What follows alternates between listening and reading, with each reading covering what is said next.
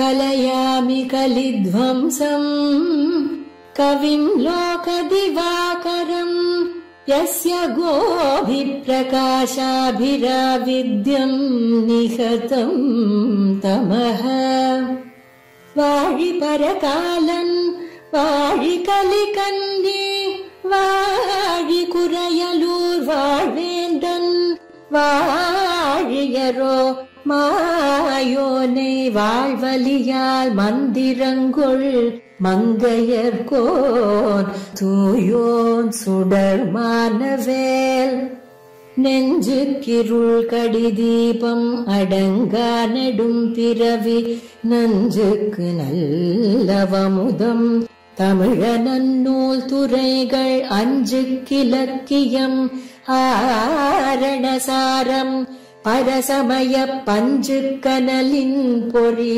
பரகாலன் பனுவல்களே எங்கள் கதியே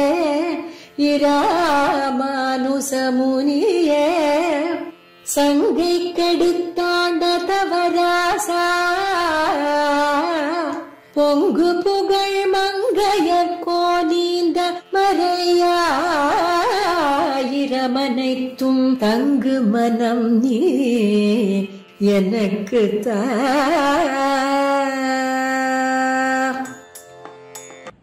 ஆழ்வார்கள் வாழி அருளிச் செயல் வாழி தாழ்வாதுமில் குறவர் தாம் வாழி ஏழ்பாறுமுய்ய அவர்களுரைத்தவைகள் தாம் வாழி செய்யமறை தன்னுடனே சேர்ந்து இந்துணைப்பதுமத் தளர்மகள் தனக்கும் இன்பன் நற்புவி தனக்கிறைவன் தம் துணையாயர் பாவன பின்ன தனக்கிரை மத்தையோர்க்கெல்லாம் வந்துணை பஞ்ச பாண்டவர்க்காகி வாயுரை தூது சென்னியங்குமென் துணை எந்தை தந்தை தம்மானை திருவல்லிக்கேணிக் கண்டேனே.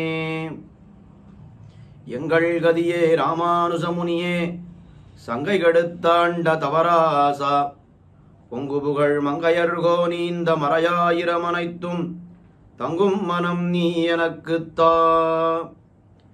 யோ நித்யமச்சுதபதாம்புஜ யுக்மருக்ம வியமோகதஸ்ததிதராணி திருநாயமேனே अस्मद्गुरोर् भगवतोऽस्य दयैक सिन्धोः रामानुजस्य चरणौ शरणं प्रपद्ये. अपगतमदमानैरन्तिमोपायनिष्टैः अधिगतपरमार्थैरर्थकामानपेक्षैः निखिलजनसुहृद्भिर्निर्जितक्रोधलोभैः वरवरमुनिभृत्यैरस्तु मे नित्ययोगः.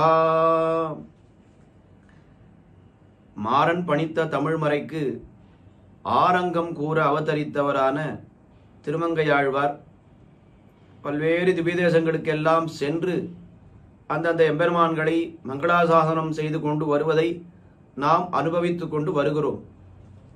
அந்த கிரமத்திலே இப்பொழுது திருக்கண்ணபுரத் எம்பெருமானை மங்களாசாசனம் செய்து கொண்டிருக்கிறார் ஆழ்வார். இந்த திருக்கண்ணபுரத் எம்பெருமானுக்கு என்ன பெருமை என்னால் திருமங்கையாழ்வாருக்கு ஆச்சாரியராக விளங்கிய பெருமை. திருமங்கையாழ்வாருக்கு திருமந்திரத்தினுடைய அர்த்தம் சகல அர்த்தங்களையும் உபதேசித்தவர் இந்த எம்பெருமான் சௌரி பெருமான். அதனால ஆச்சாரிய சம்பாவனை பண்ணும் விதமாக என்று நாம் எடுத்துக்கொள்ளலாம். இந்த எம்பெருமானை குறித்து 100 பாசுரங்கள், ஒரு 10 முழுவதும் எம்பெருமானையே பாடியிருக்கிறார், இந்த சௌரி பெருமாளையே பாடியிருக்கிறார். அதிலே என்ன விசேஷமான ஒரு பொருத்தம் என்னால் திருமந்திரத்தினுடைய அர்த்தத்தை தானே உபதேசித்தார் எம்பெருமான். திருமந்திரம் என்பது அஷ்டாட்சரி 8 எழுத்து மந்திரம். 8 எழுத்து மந்திரத்தினுடைய உபதேசத்தை இவரிடத்திலிருந்து பெற்றதனாலே 8ஆம் பத்து முழுவதும் இந்த எம்பெருமானை மங்களாசாசனம் செய்திருக்கிறார் என்பது மிக பொருத்தமான ஒரு விஷயம். முன்னமே திருநறையூர் எம்பெருமானை 100 பாசுரங்களிலே மங்களாசாசனம் பண்ணியிருக்கிறார். ஆனால் ஒரு 10 முழுவதும் பண்ணியிருக்கிறாரா என்னால் அது ஏதோ 6ஆம் பத்திலே ஒரு 70 பாசுரமும் 7ஆம் பத்திலே 30 பாசுரமும் பண்ணியிருக்கிறார். ஆனால் இங்கே திருக்கண்ணபுரத் எம்பெருமானை 8ஆம் பத்து முழுவதும் முதல் பாசுரத்திலிருந்து 100ஆவது பாசுரம் வரை திருக்கண்ணபுரத் அனுபவம். 8ஆம் பத்தை ஏன் தேர்ந்தெடுத்தார் என்னால் 8 எழுத்து மந்திரமான அஷ்டாட்சரியான திருமந்திரத்தினுடைய அர்த்த விசேஷங்களை எல்லாம் இந்த எம்பெருமானிடத்திலே கேட்டு தெரிந்தார். அதனால் 8ஆம் பத்தை அவருக்கு சமர்ப்பித்து விட்டார் என்று பொருத்தமாக நாம் கொள்ளலாம். இந்த 8ஆம் பத்திலே பரிபூர்ணமாக அனுபவிக்கிறார் திருக்கண்ணபுர தெம்பெருமானை. ஒவ்வொரு திருமொழியுமே விசேஷமான அனுபவமாக அமைந்திருக்கிறது. குறிப்பாக இன்றைக்கு நாம் அனுபவிக்க இருக்கின்ற திருமொழி தெள்ளீர் தேவர்க்கும் தேவர் திருத்தக்கீர் என்பது ரொம்ப ஆச்சரியமான ஒரு திருமொழி. இந்த திருமொழியிலே ஆழ்வாருக்கு தாமான தன்மை நீங்கி பரக்கால நாயகியினுடைய தன்மையை அடைந்து விடுகிறார். நாயகியினுடைய நிலையை நாயகி தன்னுடைய வாயாலே சொல்ல முடியாத அளவுக்கு அவள் இருக்கிறாள். அந்த நாயகியினுடைய நிலையை நாயகியினுடைய திருத்தாயார் சொல்வதாக அமைந்திருக்கக்கூடியது இந்த பதிகம். இந்த திருக்கண்ணபுரத்து அனுபவத்திலே முதல் 3 பதிகங்கள் அந்யாபதேசமாகவே செல்லுகின்றன. ஆழ்வார் தாமான தன்மையிலே பாடவில்லை. முதல் பதிகம் சிலை இலங்கு பொன்னாழி என்பது தாய்ப்பாசுரம். தெள்ளீர் தேவர்க்கும் தேவர் திருத்தக்கீர் இதுவும் தாய்ப்பாசுரம். அடுத்த பதிகமான கரையெடுத்த சுரிசங்கம் இது தலைமகள் பாசுரம். நாயகி தானே பாடக்கூடிய பதிகமாக அமைந்திருக்கின்றது. அப்படி 30 பாசுரங்கள் பெண்பாவனையிலே அந்யாபதேசமாகவே ஆழ்வார் பாடுகிறார். கீழே முதல் பதிகம் சிலை இலங்கு பொன்னாழி அது தாய்ப்பாசுரமாக சென்றது. இந்த பதிகமும் தாய்ப்பாசுரமாக செல்கிறது. திருவாய்மொழியிலேயும் இப்படி 2 பதிகங்கள் பார்க்கிறோம். 6ஆம் பத்திலே மாலுக்கு வையமளந்த மணாளர்க்கு அது தாய்ப்பாசுரம். அடுத்த திருவாய்மொழியான உண்ணும் சோறு பருகு நீர் திண்ணும் வெத்தில எல்லாம் கண்ணன் அதுவும் தாய்ப்பாசுரம். 2 திருவாய்மொழிகள் தொடர்ந்து தாய்ப்பாசுரமாக செல்கின்றன என்று திருவாய்மொழியிலே பார்க்கிறோம். அதே போல இங்கேயும் 2 திருமொழிகள் தாய்ப்பாசுரமாகவே செல்லுகின்றன. இந்த சிலை இலங்கு பொன்னாழி என்கிற திருமொழியிலே எப்படி அனுபவித்தார் ஆழ்வார் தாய் பாவனையிலே? ஒருவேளை இந்த பரக்கால நாயகியானவள் கண்ணபுர தெம்பெருமானை கண்டிருக்கலாம். அதனால் இப்படி ஆகிவிட்டது, இவளுக்கு இப்படி ஆகிவிட்டது என்பது தெரிகிறது கண்ணுக்கு முன்னே. என்ன காரணத்தினால் இப்படி ஆகியிருக்கிறது என்னால் ஒருவேளை கண்ணபுரத்தம்மானை கண்டாள்களோ என அனுமானிக்கிறாள் திருத்தாயார். இது கிட்டத்தட்ட திருவாய்மொழியில் எடுத்து பார்த்தோமானால் 8ஆம் பத்திலே கருமாணிக்க மலமேல் என்று ஒரு பதிகம். அது தோழிப்பாசுரம், தாய்ப்பாசுரம் கிடையாது. அந்த தோழி சொல்லக்கூடிய வார்த்தை அந்த திருவாய்மொழியில என்ன எப்படி போகிறது என்னால் அந்த பராங்குச நாயகிக்கு விவாகம் பண்ண வேண்டும் என்று மணமுரசு அறிவிக்கிறார்கள். அந்த தோழிக்கு ஏற்கனவே தெரியும் இவளுக்கு அந்த குட்டநாட்டு திருப்புலியூர் எம்பெருமானோடு ஒரு சம்ஸ்லேஷம் ஏற்பட்டு விட்டது என்று. ஆனால் அதை நேர சொன்னா தாய்மார்கள் இன்னும் இருக்கிற அக்கம் பக்கத்தில் இருக்கிறவாள்லாம் இவளை வெய்ய போறாளேன்னு சொல்லிட்டு ஒரு சின்ன உபாயம் பண்ணி அவள் என்ன பண்றா, இவளுக்கு ஏதோ நீங்க மணமுரசுன்னு அறிவிக்கிறீர்களே, இவளுடைய நடவடிக்கைகள் எல்லாம் பார்த்தால் இவளையெல்லாம் கொஞ்சம் அப்படியே நோக்கி பார்த்தால் ஏற்கனவே திருப்புலியூர் எம்பெருமானோடு இவளுக்கு ஒரு சம்பந்தம் ஏற்பட்டு விட்டது போலே எனக்கு தோன்றுகிறது. அவள் அருமாயன் பேரன்னி குட்டநாட்டு திருப்புலியூர் அருமாயன் பேரன்னி பேச்சிலள் அன்னமீர் இதற்கென் செய்கேனோ. நன்னா தெரிஞ்ச விஷயத்த ஏதோ தெரியாத மாதிரி அனுமானித்து சொல்கிறா போலே அவள் என்ன பண்றா, அப்படி தெரிவிக்கிறாள் அந்த தோழியானவள். அதே போல இங்கேயும் இந்த முதல் திருமொழியிலே தாயார் என்ன சொல்றா, இவள் சிலையிலங்கு பொன்னாழி தென்படை தண்டோன் சங்கம் என்கின்றாளால் முலையிலங்கு பூம்பயிலை முன்போட அன்போடு இருக்கின்றாளால். ஏன்னா இப்படி மாறி போயிடுத்தே அவளுடைய நிலைமை. நேற்று வரைக்கும் இவள் இப்படி இல்லையே, இன்னைக்கு வித்தியாசமா இருக்காளே. அதுக்கு என்ன காரணம்? ஒருவேளை கண்ணபுரத்தம்மானை கண்டாள்களோ, கண்ணபுரத் எம்பெருமானை ஒருவேளை பார்த்துட்டாளா? எப்போ பார்த்தா, என்ன பார்த்தா, எங்க பார்த்தா எதுவுமே நமக்கு தெரியல. ஆனா ஒருவேளை இது நடந்திருக்க கூடும் என்று அனுமித்து அந்த பாசுரத்தை பாடினாள் திருத்தாயார். இந்த பதிகத்திலே அவளுக்கு நன்னா தெரிஞ்சு போயிடுது இந்த நிலைமைக்கு காரணம் யாருன்னா கண்ணபுரத் எம்பெருமான் தான் காரணம். இந்த திருக்கண்ணபுரத்திலே எழுந்தொழிருக்கிறாரே சௌரி பெருமான், அவர்தான் காரணம். அவர்தான் இத்தனை கட்டம் இவளை பாடா படுத்துகிறார் என்று அவளுக்கு தெரிந்து விட்டது. அந்த கண்ணபுரத் எம்பெருமானை பார்த்து இந்த பரகால நாயகியை குறித்து என் செய்வதாக நீர் நினைத்திருக்கிறீர், எதுக்காக இப்படி பண்றீர், என்ன பண்ண போறீர், இவளை இதுக்கு ஒரு வழியே கிடையாதா, இதை தீர்க்கறதுக்கு வழியே கிடையாதா என்று நேர கண்ணபுரத் எம்பெருமானை பார்த்து கேட்கிறாள் திருத்தாயார். இந்த திருமொழி எந்த சாயலிலே அமைந்திருக்கிறது என்னால் திருவாய்மொழியிலே கங்குலும் பகலும் என்கிற திருவாய்மொழி இருக்கே அதனுடைய சாயலிலே அமைந்திருக்கிறது. அங்கேயும் பராங்குச நாயகி அவள் மோகித்து விழுந்தாள். அவள் மோகித்து விழுந்தாள்னு சொல்லும்படி இல்லாமல் அப்பப்போ அவள் எழுந்துக்கிறாள், ஸ்தப்தையா இருக்கிறாள், பிரலாபிக்கிறாள், பேசுகிறாள், கை கூப்புகிறாள், அழும் தொழும் என நிறைய நிலைகள் மாறி மாறி வந்துட்டு இருக்கு. நேரா அந்த பராங்குச நாயகி எடுத்துட்டு போய் பெரிய பெருமாள் முன்னாடி இந்த திருமணத்தூணுக்கு உள்ளே அவளை இட்டு, இந்த பெண் விஷயமாக என்ன செய்வதாக எண்ணியிருக்கிறீர் என்று அப்படியே அந்த தாயார் கேட்கிறா போலே அந்த பதிகம் அமைந்திருக்கிறது. கங்குலும் பகலும் என்கிற திருவாய்மொழி. அதே மாதிரி இந்த திருவாய்மொழியிலே திருக்கண்ணபுர தெம்பெருமானை பார்த்து ஏன் இப்படி செய்கிறீர் என்ன மடிபிடித்து கேட்கிறா போலே இந்த திருமொழி அமைந்திருக்கிறது. சில முழுக்கவே அந்த மாதிரி இருக்காது. சில பாசுரங்கள் கண்ணபுர தெம்பெருமானை கேட்கிறா போல இருக்கும். சில பாசுரம் தனக்கு தானே நொந்து கொள்வதாகவும் இருக்கும். ரெண்டு விதமாகவும் இந்த பதிகத்தில் இருக்கக்கூடிய பாசுரங்கள் அமைந்திருக்கின்றன. இதுல என்ன விசேஷம்னா, அங்க திருவரங்க தெம்பெருமான், இங்க திருக்கண்ணபுர தெம்பெருமான். மேலே வீடு கீழே வீடுன்னு சம்பிரதாயத்தில் சொல்றமே, அது பராங்குச நாயகிக்கு இந்த நிலைமை ஏற்பட்டதுக்கு யார் காரணம்னா, மேலே வீட்டில் இருக்கக்கூடிய திருவரங்க தெம்பெருமான் காரணம். பரகால நாயகிக்கு இந்த நிலைமை ஏற்பட்டதுக்கு யார் காரணம்னா, கீழே வீட்டில் இருக்கக்கூடிய சௌரி பெருமாள் காரணம். என்ன இப்படித்தான் இந்த திருமொழியானது செல்ல போகிறது. ரொம்ப அற்புதமான திருமொழி. எல்லா திருமொழியுமே அனுபவித்துக் கொண்டு வருகிறோம். ஒரு திருமொழியை போல இன்னொரு திருமொழி கிடையாதுன்னு தான் சொல்லிட்டு இருக்கோம். ஆனா உண்மையாகவே இந்த திருமொழியை போல வேறொரு திருமொழி கிடையாது. மாறன் பணித்த தமிழ் மறைக்கு மங்கையர்கோன் ஆரங்கம் கூற அவதரித்தன்னு பெருமை ஏற்பட்டிருக்கிறது திருமங்கை ஆழ்வாருக்கு. நம்மாழ்வார் சொன்ன விஷயங்களைத்தான் நமக்கு நன்னாக புரியும்படி அவர் விளக்கி இருக்கிறார் திருமங்கை ஆழ்வார்னு சொன்னா இதெல்லாம் வெறும் உபச்சாரமான வார்த்தையே கிடையாது. இந்த திருமொழியில் இருக்கக்கூடிய பாசுரங்களை பார்த்தால் எப்படி திருவாய்மொழியிலே நம்மாழ்வாருக்கு ஏற்பட்ட நிலைகளே திருமங்கை ஆழ்வாருக்கும் ஏற்படுகிறது. திருவாய்மொழியிலே நமக்கு சில விஷயங்கள் ஆழ்வார் சுருக்கமாக தெரிவித்திருப்பார், அதை விஸ்தரித்து திருமங்கை ஆழ்வார் தெரிவிப்பார்.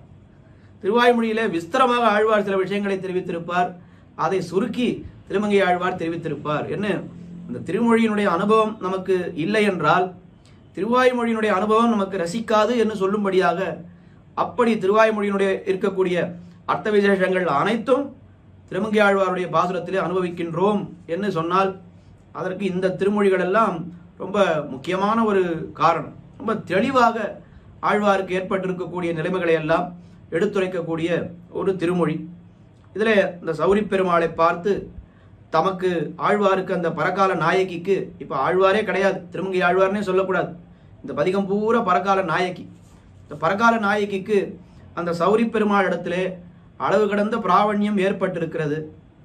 அவரை பிரிந்தபடியாலே இவளுக்கு என்ன ஆயிடுத்து, இந்த பரகால நாயகிக்கு மேனி மெலிந்து போயிடுத்து, அப்படியே மோகித்து கிடக்கிறாள், என்னென்னலாம் உண்டோ எல்லாம் பண்ணிட்டு இருக்கா. அந்த நிலைமையெல்லாம் தாயார் அந்த பெருமாளை பார்த்து ஏன் இப்படி செய்கிறீர் என்று கேட்கிறா போலே அமைந்திருக்கக்கூடிய திருமொழி. அதிலே முதல் பாசுரம், தெள்ளீர் தேவர்க்கும் தேவர் திருத்தக்கீர் வெள்ளியீர் வெய்ய விழுநிதி வண்ணர் ஓ துள்ளுநீர் கண்ணபுரம் தொழுதாள் இவள் கல்வியோ கைவளை கொள்வது தக்கதே. இவளுடைய வளைய கொண்டு போயிட்டீரே, இது நியாயமா? இவளுடைய வளைய போய் நீர் எடுத்துன்னு போகலாம், அபகரித்து கொண்டு போகலாமா என்று கேட்கிறாள் திருத்தாயார். தெளியீர் என்ன முதல்ல அவரை பெருமாளை கூப்பிடும் பொழுது அழைக்கும் பொழுது தெளியீர், ரொம்ப தெளிவான ஞானத்தை உடையவரே, தெளியீர் தெளிந்த அறிவு உடையவரே, எப்பேற்பட்டவர் நீர்?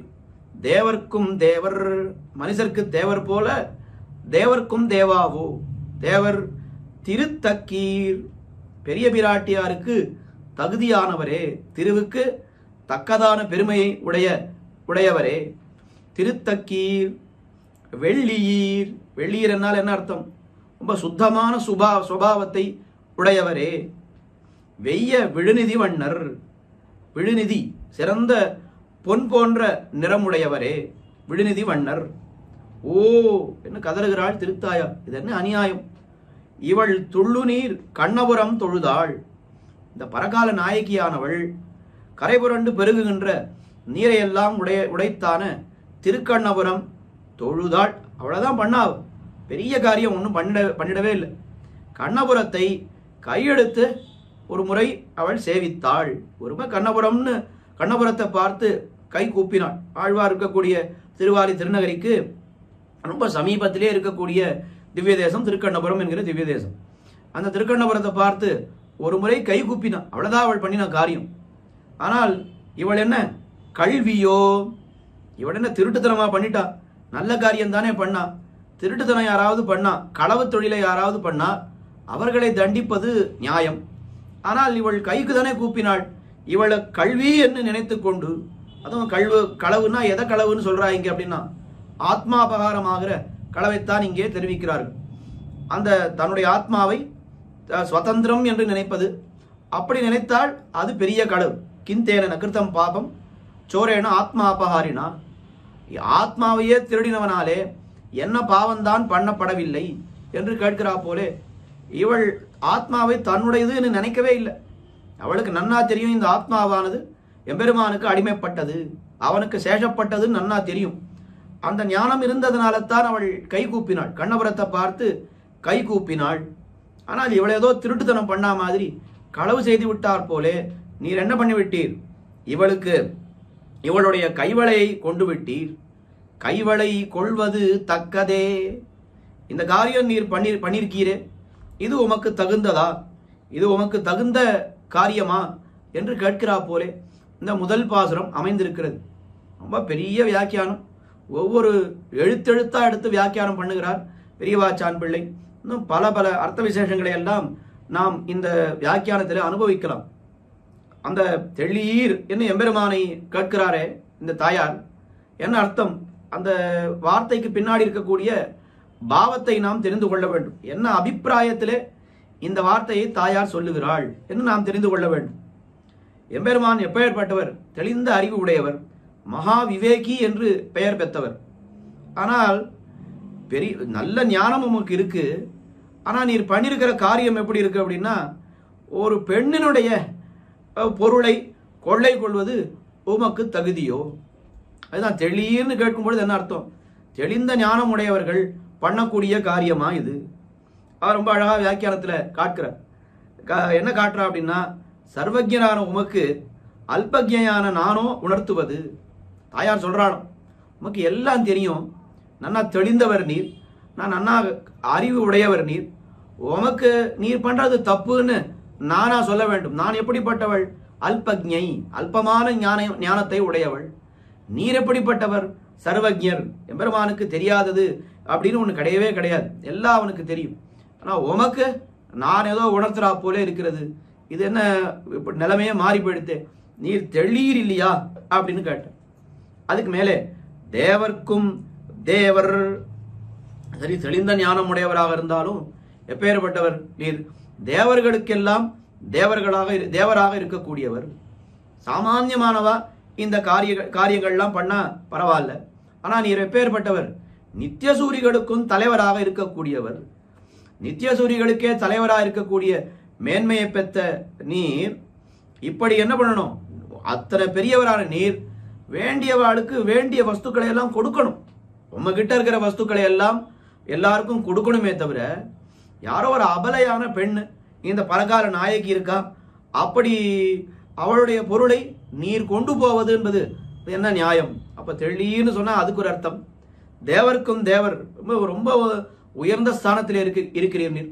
உயர்ந்த ஸ்தானத்தில் இருக்கிறவா என்ன பண்ணணும், தங்களுடைய வஸ்துக்களை எல்லாம் எடுத்து எல்லோருக்கும் விநியோகம் பண்ணணும். ஆனா ஒரு அபலை பெண்ணுடைய வஸ்துவை நீர் எடுத்துட்டு போயிட்டீர், அந்த கைவளையை நீர் எடுத்துக்கொண்டு போய்விட்டீர். அதுக்கு மேலே அந்த இடத்துல பெரியவாச்சான் பிள்ளை ரொம்ப அழகா ஸ்ரீராமாயணத்திலிருந்து ஒரு கட்டத்தை எடுத்து காட்டுகிறார். ரொம்ப அழகான ஒரு பங்கி. பெருமாள் திருவயோத்தியில் நின்றும் சிருங்கிபேரபுரத்தில் எழுந்தருள் இருந்த அளவிலே ஸ்ரீ குகப்பெருமாள் மலைத்தேனையும் காட்டுப்பழமும் கொண்டு சென்று உபகாரமாக கொடுக்க, சிருங்கிபேரபுரத்துக்கு பெருமாள் வனவாசத்தும் பொழுது வரார். அப்போ குகப்பெருமாள் என்ன பண்றார், அவருக்கு மலைத்தேனையும் சில சில காட்டிலே கிடைக்கக்கூடிய பழங்களையும் கொண்டு அவர் கொடுக்கிறார். குகப்பெருமாள் பெருமாளுக்கு சமர்ப்பிக்கிறார். அப்போ பெருமாள் என்ன பதில் சொல்றார் அப்படின்னா, அதை வாங்க மறுத்து விடுகிறார் பெருமாள். நாம் கொல்ல பிறந்தோம் அல்லோம் காணும், கொடுக்க பிறந்தவர் காணும் என்று பெருமாள் அங்கே சொல்லிவிட்டார் என்று அருளி செய்தார். இதே ஆண் பிள்ளைகள் இசைந்து கொடுக்க வந்ததையும் கொள்ள பெறாத நீர் பெண் பிறந்தார் பொருளை வலிய கவர்ந்து கொள்ளுதல் என்ன தகுதி? இந்த தேவர்க்கும் தேவர்ன்றதுக்கு வியாக்கியானம் அழகா பண்ணுகிறார் பெரியவாச்சான் பிள்ளை. குகப்பெருமாள் ஆண் பிள்ளை, அவர் வலிய வந்து மலைத்தேனையும் இதையும் கொண்டு கொடுக்கிறார், பழத்தையும் கொண்டு வந்து கொடுக்கிறார். அப்போ நான் எதையும் வாங்கறதுக்காக நான் இல்லை, எல்லாருக்கும் எல்லாவற்றையும் கொடுப்பதற்காக நான் இருக்கிறேன் அப்படின்னு சொன்ன நீர் இப்ப என்ன பண்ணிவிட்டீர்? ஒரு பெண் பிள்ளை, அபலை பெண், அவளுடைய வஸ்துவை அபகரித்துக் கொண்டு போகிறீரே, இது என்ன நியாயம்? தேவர்க்கும் தேவர்ன்றதுக்கு வியாக்கியானமா இதை சாதிக்கிறார் பெரியவாச்சான் பிள்ளை. திருத்தக்கீர், பெரிய பிராட்டியாராகிற ஒரு பெண் பெண்டாட்டி, அவளை என்ன பண்ணுகிறார் எம்பெருமான்? ஒரு நொடிப்பொழுதும் விடாமல் திருமார்பிலே, அப்படியே திருமார்பிலேயே வைத்துக்கொண்டு அவர் உகந்து கொண்டிருக்கிறார். பெரிய பிராட்டியார அவளும் அகலகில்லே நிறையும் என்று அலர்மேல் மங்கை உரைமாறுவார்னு அவளும் அகலகில்லே நிறையும்னு சொல்றா. பெருமாள் என்ன பண்றார்? பெரிய பிராட்டியாரை விட்டு ஒரு நிமிஷமும் அகல மாட்டேன்னு அவரும் அப்படியே இருக்கிறார். அப்படி உகந்து கொண்டிருப்பவர் ஒரு பெண் பெண்டாட்டியை இப்படி பண்ணுகிறீர். இன்னொரு நாயைக்கு என்ன பண்ணுகிறீர் அப்படின்னா, அவளுடைய கைவளைகளை எல்லாம் கொண்டு போய்விட்டீர். இது தகுதியா என்று ரொம்ப திருத்தக்கீர் என்னால் எல்லாம் அந்த வார்த்தைகளுக்கு பின்னாடி இருக்கக்கூடிய பாவத்தை நாம் அதனால் அனுபவிக்க வேண்டும். தெள்ளீர் என்னால் அதற்கு பின்னாடி என்ன பாவம், தேவர்க்கும் தேவர் என்னால் அதுக்கு பின்னாடி என்ன பாவம், திருத்தக்கீர்னு சொன்னா அதுக்கு பின்னாடி என்ன பாவம்னு அப்படி எடுத்துக்கொண்டு வரணும். அதுக்கு மேலே வெள்ளியீர், வெள்ளியீர் என்னால் சுத்த சுவாவத்தை உடையவர். இதான் உங்களுடைய சுத்த சுவாவமா? சுத்த சுபாவம் உடையவா என்ன பண்ணுவா?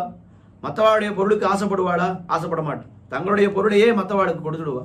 ஆனா நீர் என்ன பண்ணிருக்கிறீர்? அடுத்தவளுடைய பொருளை ஆசைப்பட்டு அதை கவர்ந்து வேற கொண்டு போய்விட்டீர். வெய்ய விழுநிதி வண்ணர், இந்த எம்பெருமானுடைய எப்பேற்பட்ட நிறத்தை உடையவன். நிதி என்னால் இங்கே ஸ்வர்ணத்தை குறிக்கிறது, பொன்னை குறிக்கிறது. அந்த பொன் போலே நிறத்தை உடையவர் எம்பெருமான். இல்லையே, எம்பெருமான் பொன் போல நிறத்தை உடையவர்னு சொல்லலையே அப்படின்னா, அது இந்த யுகங்கள்ல இல்லைன்னாலும் முன் யுகங்கள்ல பாலி நீர்மை, செம்போ நீர்மை, பாசியின் பசும்புறம் போலு நீர்மை, நீல நீர்மை எண்ணிவை நிறைந்த கால நான்குமாய் என்று 2வது யுகத்திலே செம்போ நீர்மை, அந்த பொன் போலே எம்பெருமான் இருக்கிறான்னு சொன்னார். அதை இங்கே நினைவுபடுத்துகிறார். அப்போ பொன் என்னால் ரொம்ப எல்லோருக்கும் விரும்பத்தக்கதான ஒரு ஸ்வர்ணம். அந்த விரும்பத்தக்கதா இருக்கக்கூடிய உம்முடைய நிலைமையே எப்படி இருக்குன்னா, எல்லோராலும் விரும்பத்தக்கதா இருக்கிறது. ஆனால் நீர் என்ன பண்ணிருக்கிறீர்னா, இவளுடைய வளையை விரும்பி அதை எடுத்துக்கொண்டு அபகரித்து கொண்டு போய்விட்டீர். வெள்ளியீர் விழுநிதி வண்ணர் அப்படி அர்த்தம் பண்ணுகிறார்கள். அதுக்கு மேலே ஓ துள்ளு நீர் கண்ணபுரம் தொழுதாள் இவள் கல்வியோ. ஓ துள்ளு நீர், ரொம்ப அந்த நீரினுடைய சமிருத்தி எப்படி இருக்கிறது. துள்ளு நீர் கண்ணபுரம் தொழுதாள், இந்த ஓ அப்படின்னு அவள் கதறுகிறாள் திருத்தாயார். ஓ அப்படின்னா என்ன அர்த்தம்? அது தனியா அர்த்தம் கிடையாது. அவளுடைய அந்த கதறல், அந்த துக்கத்தை அப்படி வெளிப்படுத்துகிறாள். துள்ளு நீர் கண்ணபுரம் தொழுதாள் இவள் கல்வியோ, கண்ணபுரத்தை தொழுதாள். இவள் என்ன திருட்டுத்தனமா பண்ணிட்டா? ஆத்மாபகார கல்வியாகில் நீர் நினைத்தபடியெல்லாம் இவளை பரிபவப்படுத்தலாம். அப்படி இவள் பக்கல் ஒரு வகையான கள்ளத்தனமும் இல்லையா இருக்க செய்தேயும் கைவளை கொள்வது தக்கதே. சுவாமி, ஒருவேளை இவள் கல்வியாக இருந்திருந்தால், கல்வினா எதை களவு செய்தவள்? ஆத்மாவை திருடினவளாக இருந்தாள். ஆத்மாவை எப்படி சுவாமி திருட முடியும்? ஆத்மான்ற வஸ்து அணுஸ்வரூபம்னு சொல்லியிருக்கா. அதை எடுத்து திருடி எங்கேயாவது ஒரு பொட்டியில போட்டு வைக்க முடியுமான்னு? அந்த மாதிரி பண்ணவே முடியாது. பின் ஆத்மாவை திருடுறதுன்னா என்ன அர்த்தம் அப்படின்னா, அது ஆத்மாவனுடைய தன்மையை மாறாடி நினைப்பது, அதுதான் ஆத்மாவை திருடுவது. ஆத்மாவனுடைய தன்மை என்ன அப்படின்னா, ஸ்வரூபம் என்ன அப்படின்னா, பகவானுக்கே அடிமைப்பட்டிருத்தல் தான் ஆத்மாவனுடைய உண்மையான தன்மை. ஆனா அதை நாம் தெரிந்து கொள்ளாமல் இந்த ஆத்மா இது எனக்கே உரியது, நானே எனக்கு எஜமானன் அப்படின்னு நினைத்தோமானால் இது பெரிய திருட்டு. கிந்தேன நகிருத்தம் பாபம் சோரேன ஆத்மாபகாரினா என்று தெரிவிக்கிறார்கள். அப்படி ஆத்மாவை வேற ஒரு விஷயத்துக்காக இருக்கக்கூடிய ஆத்மாவை வேறொரு விஷயத்துக்காக பிரயோகப்படுத்தினால் அது பெரிய திருட்டு. மாத்துக்கு ஒருத்தர் வரார், அவர் என்ன பண்றார்? ஏதோ ஒரு பணத்தையோ ஒரு பொருளையோ இங்க வச்சுட்டு போறார். ஒரு மாசம் நான் ஊர்ல இல்லை, இதை நீ பத்திரமா வச்சுக்கோ, ஒரு மாசம் கழிச்சு நான் வாங்கிக்கிறேன் அப்படின்னு ஒரு தங்க மோதிரத்தை தான் வச்சுட்டு போறாருன்னு வச்சுப்போம். நாம என்ன பண்ணணும்? அதை பொட்டியில போட்டு பத்திரமா அதை காப்பாத்திட்டு மறுபடியும் ஒரு மாசம் கழிச்சு வந்த உடனே அவருக்கு கொடுத்துடும். அந்த நம்பிக்கையிலே தான் அவர் நம்ம இடத்துல அதை கொடுத்துட்டு போறார். நாம பாட்டு அவர் தான் ஊர்ல இல்லையே, நாம போட்டுன்னு அழகு பார்ப்போன்னு இந்த மோதிரமோ சங்கிலியோ நாம போட்டுன்னு அழகு பார்த்தோமானால் நம்மது போல இது பாத்தீங்களா, நான் வாங்கியிருக்கேன் புதுசா, இந்த தங்கம் என்னுடையது, இந்த மோதிரம் என்னுடையது, இந்த சங்கிலி என்னுடையதுன்னு சொல்லிட்டு ஊர்ல தெரிஞ்சுட்டு இருந்தோமானா அப்ப அது பெரிய திருட்டுத்தனம் இல்லையா? அது போல அந்த ஆத்மாவினுடைய தன்மை என்பது எம்பெருமானுக்கு சேஷப்பட்டது.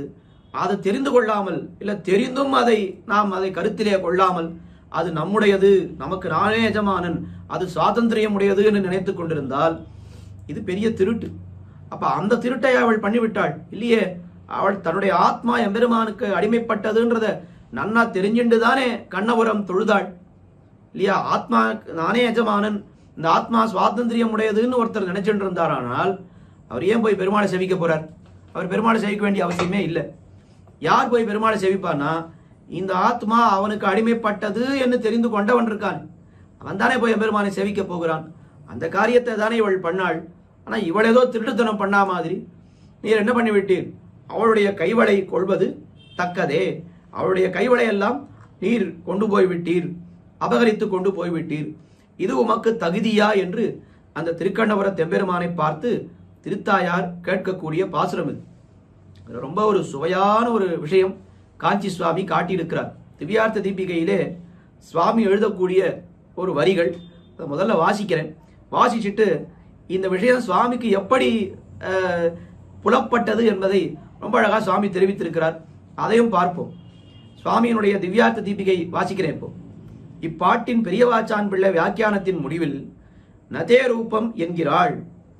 இது அச்சுப்பிரதிகளில் அச்சுப்பிரதிகளில் ஒரு வாக்கியம் காண்கிறது.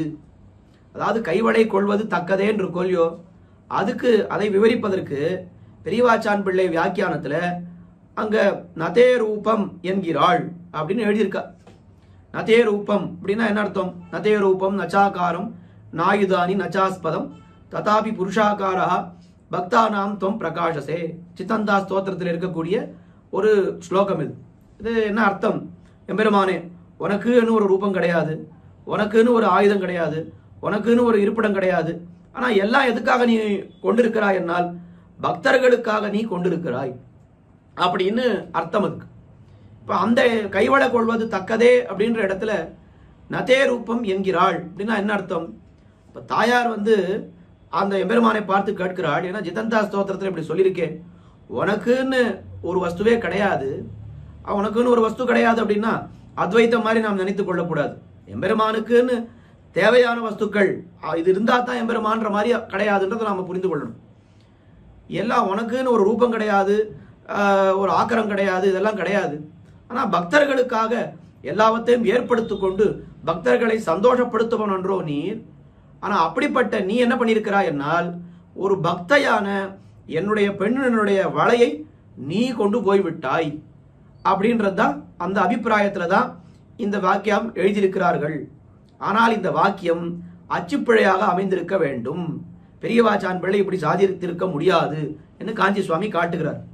என்ற அச்சுப்பிரதிகளில் ஒரு வாக்கியம் காண்கிறது. மேற்குறித்த பிரமாணம் ஜிதந்தா ஸ்தோத்திரத்தில் உள்ளது என்று ஆகரமும் குறிப்பிட்டிருக்கின்றார்கள். இது ஜிதந்தா ஸ்தோத்திரத்தில் இருக்கு அப்படின்னு காட்டியிருக்கா. இது ஒரு பெரிய அச்சுப்பிழை சுவாமி எழுதியிருக்கார். இந்த பிரமாணம் இதை ஒரு வெச்சி கட்டுற மாதிரி இருக்கு. இந்த பிரமாணத்தை சொல்லிட்டாளே அப்படின்றதுனால இதை இந்த கைவளை கொள்வது தக்கதே அப்படின்ற வார்த்தையோட நாம் ஒட்ட வைக்க வேண்டியதாக ஆகிவிடுகிறது. ஆனா உண்மையா இந்த பிரமாணம் பொருந்தாது. அங்க என்ன இருக்கணும்? அங்க நதே ரூபம் இருக்காமல் என்ன இருக்கணும் அப்படின்னா நதேனு ரூபஹா என்று திருத்திக் கொள்க என்று காஞ்சி சுவாமி காட்டுகிறார். நதேனு ரூபஹான்னா என்ன அர்த்தம் அப்படின்னா அது ஸ்தோத்திர ரத்னத்தில் இருக்கக்கூடிய ஒரு ஸ்லோகம். அபூதபூர்வம் மமபாவி கிம்வா சர்வம் சகேமே சகஜம் மீ துக்கம் கிந்து த்வதக்ரே சரணாகதானாம் பராபவோ நாத நதேனு ரூபஹா. இது உன்னுடைய ரூபத்துக்கு, உன்னுடைய ஸ்வரூப ரூபத்துக்கு இது தகுதி என்று ஆளவந்தார் சொல்கிறார். அந்த ஸ்தோத்திரத்தினுடைய அர்த்தத்துக்கு பின்னால வருவோம். ஆனா இந்த விஷயம் சுவாமிக்கு எப்படி ஸ்புரித்தது, எப்படி சுவாமி கண்டுபிடித்தார்ன்றது ரொம்ப அழகான ஒரு நிகழ்ச்சி சுவாமியினுடைய வாழ்க்கையில நடந்திருக்கிறது. அந்த நிகழ்ச்சியெல்லாம் இந்த திவ்யார்த்த தீபிகையில சுவாமி எழுதல, ஆனா சுவாமி உபன்யாசத்துல தெரிவித்திருக்கிறார் என்று அடியனுடைய தகப்பனார் தெரிவித்திருக்கிறார். சுவாமி எப்பவுமே கார்த்திகை மாசத்துல அத்தியன உற்சவம் வந்துடுத்துன்னா திருவரங்கம் பெரிய கோயிலுக்கு விடை கொண்டு விடுவார். அதாவது மார்கழி மாசத்துல பொதுவாக அத்தியன உற்சவம் நடக்கும். ஆனா மார்கழி மாசத்துல சுவாமிக்கு திருப்பாவை உபன்யாசங்கள் இங்க சென்னப்பட்டத்துல இருப்பதனாலே மார்கழி மாசம் வந்தா அத்தியன உற்சவத்துக்கு சுவாமியால போக முடியாது. சில வருஷங்கள், ஒரு 7-8 வருஷத்துக்கு ஒரு முறை கார்த்தி மாசத்திலேயே அத்தியன உற்சவம் வந்துவிடும் திருவரங்கம் பெரிய கோயில். அப்போ மார்கழி மாதம் உபன்யாசம் கிடையாதோ இல்லையோ, அப்போ சுவாமி வந்து அவருடைய எல்லாரையும் சிஷ்ய வர்க்கத்தை எல்லாம் கூட்டுண்டு அங்கே போயிடுவார். 10 நாள் பகல் 10 ராப்பத்தில் மார்கழி மாதம் ஆரம்பிக்கிற வரைக்கும் எத்தனை நாள் இருக்க முடியுமோ அத்தனை நாள் அங்கே சுவாமி எழுந்தொழிருப்பார். எதுக்காக பகல் அத்தியானசத்துக்கு போகிறது அப்படின்னா, இந்த அரையர் சேவையில் கலந்து கொள்ள வேண்டும். அரையர் சேவையில் பெருமாள் முன்னாடி, அந்த பெரிய நம்பெருமாள் முன்னாடி பெரிய திருவோலக்கத்திலே அந்த திவ்ய பிரபந்த பாசுரங்களை சேவிப்பது என்ன, அந்த பாசுரங்களுடைய வியாக்கியானத்தை சேவிப்பது என்ன, பாசுரங்களுக்கெல்லாம் அபிநயம் காட்டக்கூடிய ஒரு விசேஷமான பிரகரணம். சுவாமிக்கு அரையர் சேவைன்னா அத்தனை ஈடுபாடு. சுவாமி தெரிவித்திருக்கிறார், எப்பயா அடுத்த ஜென்மம்னு எனக்கு ஒன்று ஏற்பட்டதானால் நான் அரையர் வம்சத்திலே பிறக்க வேண்டும், பெரிய பெருமாள் அந்த நம்பெருமாள் முன்னாடி அந்த கைங்கரியத்தை நான் பண்ண வேண்டும் என்று எனக்கு ஆசையாக இருக்கிறதுன்னு அந்த அளவுக்கு சுவாமிக்கு இந்த அரையர் சேவையிலே ஈடுபாடு. இந்த அரையர் சேவையிலே சுவாமி எழுந்தொழிருக்கிறார். இந்த தெள்ளீர் என்கிற இந்த பாசுரம் இது என்னைக்கு நடக்கும்? பகல் 10 9ஆம் திருநாள் அன்னைக்கு முத்துக்குரின்னு அன்னைக்கு முத்தங்கி சாத்தின்று எழுந்தொழிருப்பார் நம்பெருமாள். அன்னைக்கு இந்த தெள்ளீர் கோயில் திருமொழியானதுனாலே இது அபிநயம் உண்டு, வியாக்கியானம் உண்டு, எல்லா சேவிப்பார். அப்போ அரையர் இது நடந்தது சுமார் 100 வருடத்துக்கு முன்னாடி நடந்த ஒரு சரித்திரம் அப்படி வச்சுப்போம். 100 வருடத்துக்கு குறையாம இருக்கும் நிச்சயமா. அந்த அரையர் சேவையில இந்த தெள்ளீர் அபிநயம் பண்ணி வியாக்கியானத்தை பெரிய அரையர் சுவாமி சேவித்துக் கொண்டு வருகிறார். அப்படி சேவித்துக் கொண்டு வரும்பொழுது அந்த அரையர் இந்த கைவிளை கொள்வது தக்கதே அப்படின்னு உடனே நதேனு ரூபஹா என்கிறாள் அப்படின்னு உறக்க சொன்னார். உடனே கோஷ்டியில் இருந்த சுவாமி, இவருக்கு ரொம்ப நாளாவே இந்த பிரமாணம் பொருந்தலையேன்னு ரொம்ப நாளாவே தோணிட்டு இருக்கு. சட்டுன்னு கோஷ்டியில அவர் நதேனு ரூபஹான்னு சொன்ன உடனே சுவாமி என்ன பண்ணிட்டாராம், ஆஹா அப்படின்னு கத்திட்டாராம் கோஷ்டியில. அந்த மாதிரி எல்லாம் கத்தக்கூடாது. அரையர் சேவையில இப்ப போனா கூட அங்க ரொம்ப டிசிப்ளினா உட்காரணும். அங்க போய் நம்ம தெரியாம போன் அடிச்சா கூட அவ என்ன பண்ணுவா, அரையர் சுவாமிகள் அவ அரையர் சேவை சேவிக்கிறத நிறுத்திடுவா. வேடிக்கையா சொல்லுவாங்க, என்ன அப்படின்னா கோர்ட் மாதிரி இருக்கே இது, கோர்ட்ல போய் நம்ம போன் அடிச்சதுன்னா உடனே அந்த டவாலி வந்து நம்மளை தரன்னு இழுத்துட்டு போய் இந்த கோர்ட் ஆளுக்கு வெளியில விட்டுடுவோம். ஏன்னா அந்த கோர்ட் ப்ரொசீடிங்ஸை நம்ம டிஸ்டர்ப் பண்ணக்கூடாது.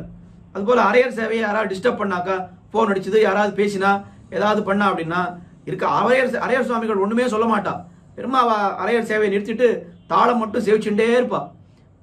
இருக்கிற வாளுக்கு புரிஞ்சிடும். உடனே யாரால் அந்த டிஸ்டர்பன்ஸ் ஏற்படுறதுன்னு உடனே இழுத்துன்னு போய் தரன்னு இழுத்துன்னு போய் வெளியில் விட்டுடுவாள். இது இன்னைக்கும் நாளைக்கும் இது அரையர் சேவை நடக்கக்கூடிய விஷயம்தான். அப்போ அவ்வளோ டிசிப்ளின் இருக்கக்கூடிய அரையர் சேவையில் இவர் என்ன பண்ணிட்டார், திடீர்னு காஞ்சி சுவாமி ஆஹான்னு கத்திட்டாராம். உடனே அரையர்களுக்கெல்லாம் ஒரே ஆச்சரியம், இவர் திடீர்னு கத்துறாரே அப்படின்னு சொல்லி சரி மேலே போயிட்டா. அதுக்கு மேலே ஒன்றும் சுவாமி பேசலை, மேலே போயிட்டா. அரையர் சேவையெல்லாம் முடிஞ்ச பிற்பாடு இந்த அரையர் சுவாமிகள் சுவாமியை பார்த்து, காஞ்சி சுவாமியை பார்த்து, என்ன சுவாமி திடீர்னு வியாக்கியானம் சேவிச்சுட்டே இருந்தோம், திடீர்னு ஆஹான்னு கத்திடுத்தேன், ஏன் அப்படி கத்தினீர் அப்படின்னு காஞ்சி சுவாமியை கேட்டா, அப்போ காஞ்சி சுவாமி பதில் சொன்னாராம், ஐயோ இத்தனை நாள் இந்த கைவளை கொள்வது தக்கதேல நதேனு ரூபம் என்கிறாள்னு எழுதியிருக்கு, இந்த பிரமாணம் பெருசா பொருந்தலையேன்னு நான் நினைச்சுட்டே இருந்தேன், இது ஏன் இப்படி எழுதியிருக்கான்னு நினைச்சிட்டு இருந்தேன். இன்னைக்கு உங்க வியாக்கியானத்துல, அதாவது அரையர் அவ சேவிக்கிறது தம்பிரான் படின்னு ஒரு வியாக்கியானம். தம்பிரான் படின்ற வியாக்கியானம் அவர் அரையர்களிலே ஒருத்தரான இந்த தம்பிரான் அவர் அருளி செய்த வியாக்கியானம் அதை தான் சேவிப்பா. அதுல நதேனு ரூபஹான்னு அந்த வார்த்தையை சொல்லி கேட்ட உடனே எனக்கு என்ன ஆயிடுத்து, ஓ இதுதான் பொருத்தமான பிரமாணம். பெரியவாச்சான் பிள்ளை வியாக்கியானத்துல பிற்காலத்துல அச்சுப்பிழையாக யாரோ இதை சேர்த்து விட்டார்கள் அப்படின்றது எனக்கு புரிஞ்சுது. இத்தனை நாளா குறிக்காத ஒரு அர்த்தம் இந்த பெரிய திருவோலக்கத்திலே எனக்கு கிடைக்கும்படி பெருமாளும் ஆழ்வார் ஆச்சாரியர்களும் அரையர்களும் எனக்கு அனுகிரகித்துள்ளார்கள். அந்த ஆனந்தம் தாக்காம அது அரையர் சேவன் கூட எனக்கு அது அந்த சமயத்துல தோணாம நான் ஆஹான்னு கத்திட்டேன் அப்படின்னு சுவாமி சொன்னாராம். அப்போ இந்த பெரியவாச்சான் பிள்ளை வியாக்கியானத்துல பிற்காலத்திலே அச்சுப்பிழையாக இது ஏற்பட்டிருக்கிறதுன்றது சுவாமிக்கு எங்க தெரிஞ்சதுன்னா அரையர் சேவையிலே தெரிந்தது. இப்போ அந்த ஸ்லோகத்தினுடைய அர்த்தத்துக்கு வருவோம். ஆளவந்தார் என்ன சாதிக்கிறாருன்னா, அபூதபூர்வம் மமபாவி கிம்வா சர்வம் சகேமே சகஜம் துக்கம். பெருமாளை பார்த்து ஆளவந்தார் சொல்றார், எத்தனையோ ஜென்மம், கோடிக்கணக்கான ஜென்மத்தை நான் எடுத்து விட்டேன், அத்தனை ஜென்மங்களிலேயும் என் கூடவே பறந்தது என்ன அப்படின்னா துக்கம்னு இருக்கே, அது என் கூடவே பறந்தது. சர்வம் சகேமே சகஜம் துக்கம். ஒரு நாளும் துக்கம் இல்லாத பிறவியிலே நான் பிறந்தேன்னு கிடையவே கிடையாது. கூடவே துக்கத்தோடு தான் நான் பிறக்கிறேன், அது சகஜம். அத்தனை துக்கத்தையும் நான் சகித்து கொண்டே வந்து விட்டேன். கோடி ஜென்மங்களாக அத்தனை துக்கத்தையும் நான் சகித்து கொண்டு விட்டேன். இப்ப ஏதோ இன்னைக்கு புதுசா எனக்கு துக்கம் ஏற்பட்ட மாதிரி இல்ல, இந்த துக்கத்தை என்னால சகிச்சுக்க முடியாதுன்னு ஒண்ணுமே இல்லை அப்படின்னு சொல்றார் முதல் பாதியில. அபூதபூர்வம் மமபாவி கிம்வா சர்வம் சகேமே சகஜம்மி துக்கம். இப்படிதானே துக்கத்தை பொறுத்துக்க முடியும்னு சொல்லிட்டீரோ இல்லையோ, அப்புறம் எதுக்கு என் முன்னால் வந்து நிற்கிறீர், போய் துக்கத்தோடயே இருமே அப்படின்னு பெருமாள் சொன்னார். ஐயோ இல்லையேப்பா, இத்தனை நாள் நான் துக்கத்தை பொறுத்துண்டேன்னா அது வேற கதை. இனிமேலும் நான் துக்கத்தை பொறுத்துக்கக்கூடிய சக்தி எனக்கு இருக்கு. சக்தின்னா என்ன அர்த்தம், இப்படியே பழகி போயிடுது, வேற வழி இல்லை, அப்படிதான் இருந்தாகும். ஆனா இப்ப எனக்கு துக்கம் வரக்கூடாதுன்னு சொன்னார். இப்ப பெருமாள் கேட்கிறார், ஏன் இத்தனை நாள் துக்கம் வந்தபோது பொறுத்துட்டீரோ இல்லையோ, இப்ப ஏன் நீ பொறுத்துக்க மாட்டேன், இப்ப வரக்கூடாதுன்னு சொல்றதுக்கு என்ன அபிப்பிராயம் அப்படின்னா, இப்ப கூட என்னால பொறுத்துக்க முடியும், அது கஷ்டம் இல்லை. ஆனால் இப்ப ஏன் வரக்கூடாதுன்னு சொல்றேன்னா, இப்ப நான் உன்னுடைய அடியவனாக ஆகிவிட்டேன். கிந்து துவதக்ரே சரணாகதானாம் பராபவா, உன்னிடத்திலே சரணாகதி பண்ணின ஒருத்தருக்கு ஒரு அவமானம் ஏற்பட்டதனால் அந்த அவமானம் யாருடையது, என்னுடையது இல்லை, அது உன்னுடையது. ஒருத்தர் இருக்கார், ஒரு ஆபீஸ்ல ஒருத்தர் இருக்கார், யாரோ கீழே இருக்கிற பியூன் ஒருத்தன் தப்பு பண்றான். அந்த தப்பு பண்ணாக்கா அந்த தப்பு அந்த பியூன் பேர்லன்னு யார் சொல்ல போறா, யாரும் சொல்ல போறது இல்லை. கடைசியில மேல இருக்கிற உயர் அதிகாரி அவர் பேர்ல தான் அந்த தப்பு வந்து விழப்போறது இல்லையா. இவனை தப்பு பண்ற அளவுக்கு வைத்து விட்டாரே, இவனை கண்டுக்கவே இல்லையே அப்படின்னு வருமா இல்லையா. அப்போ உன்னுடைய அடியவனாக இல்லாமல் நான் கோடி ஜென்மங்கள் எடுத்திருக்கிறேன். அப்பெல்லாம் எனக்கு நிறைய துக்கங்கள் வந்தது, அதை பத்தி எனக்கு கவலை இல்லை. ஆனா இன்னைக்கு உன்னுடைய அடியவனான பிற்பாடு எனக்கு துக்கம் வந்ததானால் எனக்கு ஒன்றும் கவலை இல்லை. உனக்கு தான்ப்பா அவமானம், அது உனக்கு நதேனு ரூபா, உன்னுடைய தகுதிக்கு அது சேராது அப்படின்றத ஆழ்ந்தார் சாதிக்கிறார். அப்ப நதே ரூபம்னு இங்க கைவிளை கொள்வது தக்கதேன்ற வார்த்தைக்கு நதே ரூபம்னு இருக்கக்கூடாது, நதேனு ரூபான்னு தான் இருக்கணும் அப்படின்னு சுவாமி திவ்யார்த்தி தீபிகையில காட்டியிருக்கார் அப்படின்னு சொன்னா, அந்த ஆளவந்தார் சாதித்த பிரமாணம் அது ரொம்ப பொருத்தமாக இருக்கிறது. இங்க என்ன நடக்கிறது, பரகால் நாயகிக்கு இத்தனை நாளா இவள் கைவளையை தொலைச்சாலும் கஷ்டப்பட்டா, அதெல்லாம் பரவாயில்ல. இவ கண்ணபுரம் தொழுதாள், இவள் கல்வியோ, எப்ப கண்ணபுரத்தை கையெடுத்து கூப்பி விட்டு இவள் அடியவளாக ஆகிவிட்டாளோ அதுக்கப்புறம் இவளுடைய கைவளையை நீர் அபகரித்து கொண்டு போறதுன்றது நதே நுரூபஹா, இது உன்னுடைய பெருமைக்கு தக்குமா. கைவளை கொள்வது தக்கதேன்றதுக்கு டைரக்ட் டிரான்ஸ்லேஷன் எப்படின்னா நதே ரூபம் வரவே வராது. நதே நுரூபஹா, அந்த பிரமாணம் பழைய, அந்த பிரமாணம் தவறுன்னு இது இல்லை, இந்த இடத்துக்கு அந்த பிரமாணம் பொருந்தாதுன்றத சுவாமி அதை யோசிச்சுட்டு இருக்கார். அதை நம்பெருமாள் அவர் முன்னாடி அவருக்கு காட்டி கொடுத்திருக்கிறார் என்பது எவ்வளவு பெரிய விசேஷமான ஒரு ஐதீகம். இந்த பாசுரத்தை விட பாசுரமே இன்சுவையே வடிவெடுத்தது அப்படின்னு சொன்னா, இந்த காஞ்சி சுவாமிக்கு இந்த விஷயம் ஐதீகம் நடந்தது, இந்த ஐதீகம் நடந்ததுன்னு இங்க புஸ்தகத்தில் எழுதல, திவ்யார்த்தி தீபிகையில இது எழுதல, ஆனா உபன்யாசத்துல தெரிவித்திருக்கிறார் என்று அடியாருடைய தகப்பனார் தெரிவித்திருக்கிறார். ஆக அப்படி ரொம்ப அழகான பாசுரம். ஒரு பாசுரமே நாம இவ்வளவு நாழி அனுபவிக்க வேண்டிய பாசுரம், மேலே அனுபவிச்சு கொண்டே போகலாம், வேகமா எவ்வளவு முடிகிறதோ அவ்வளவு அப்படி போக வேண்டியது. இரண்டாவது பாசுரம், நினிலா முத்தத்து நின்னிவள் நோக்கினாள், காணுமோ கண்ணபுரம் என்று காட்டினாள், பாணனார் திண்ணம் இருக்க இனி இவள் நாணுமோ நன்னு நன்னு நரையூரர்க்கே. நினிலா முத்தம் என்ன ஒரு இடம், நம்ம திருவாலி திருநகரிக்கு போனா அங்க ஆழ்வார் சன்னதிக்கு நேர நினிலா முத்தம்னு ஒரு இடம் காட்டுவா. அங்க ஒரு பெரிய ஜன்னல் மாதிரி இருக்கும், அந்த கதவு வழியா பார்த்தால் நேர திருக்கண்ணபுரத்தினுடைய கோபுரம் தெரியும்னு காட்டுவோம். இப்போ நடுவில் நிறைய அங்கே கட்டடங்கள்லாம் வந்துடுத்து, அதனால தெரியறதான் இல்லை.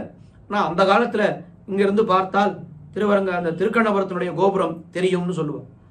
திருவள்ளரைக்கு போனால் அங்கே ஒரு ஜன்னல் இருக்கும், அந்த பெறையிலேருந்து பார்த்தா திருவரங்கத்தினுடைய அந்த கோபுரம் தெரியறதுன்னு சொல்லுவாள். அந்த மாதிரி திருக்கண்ணபுரத்தினுடைய கோபுரம் இங்கேருந்து தெரியும்.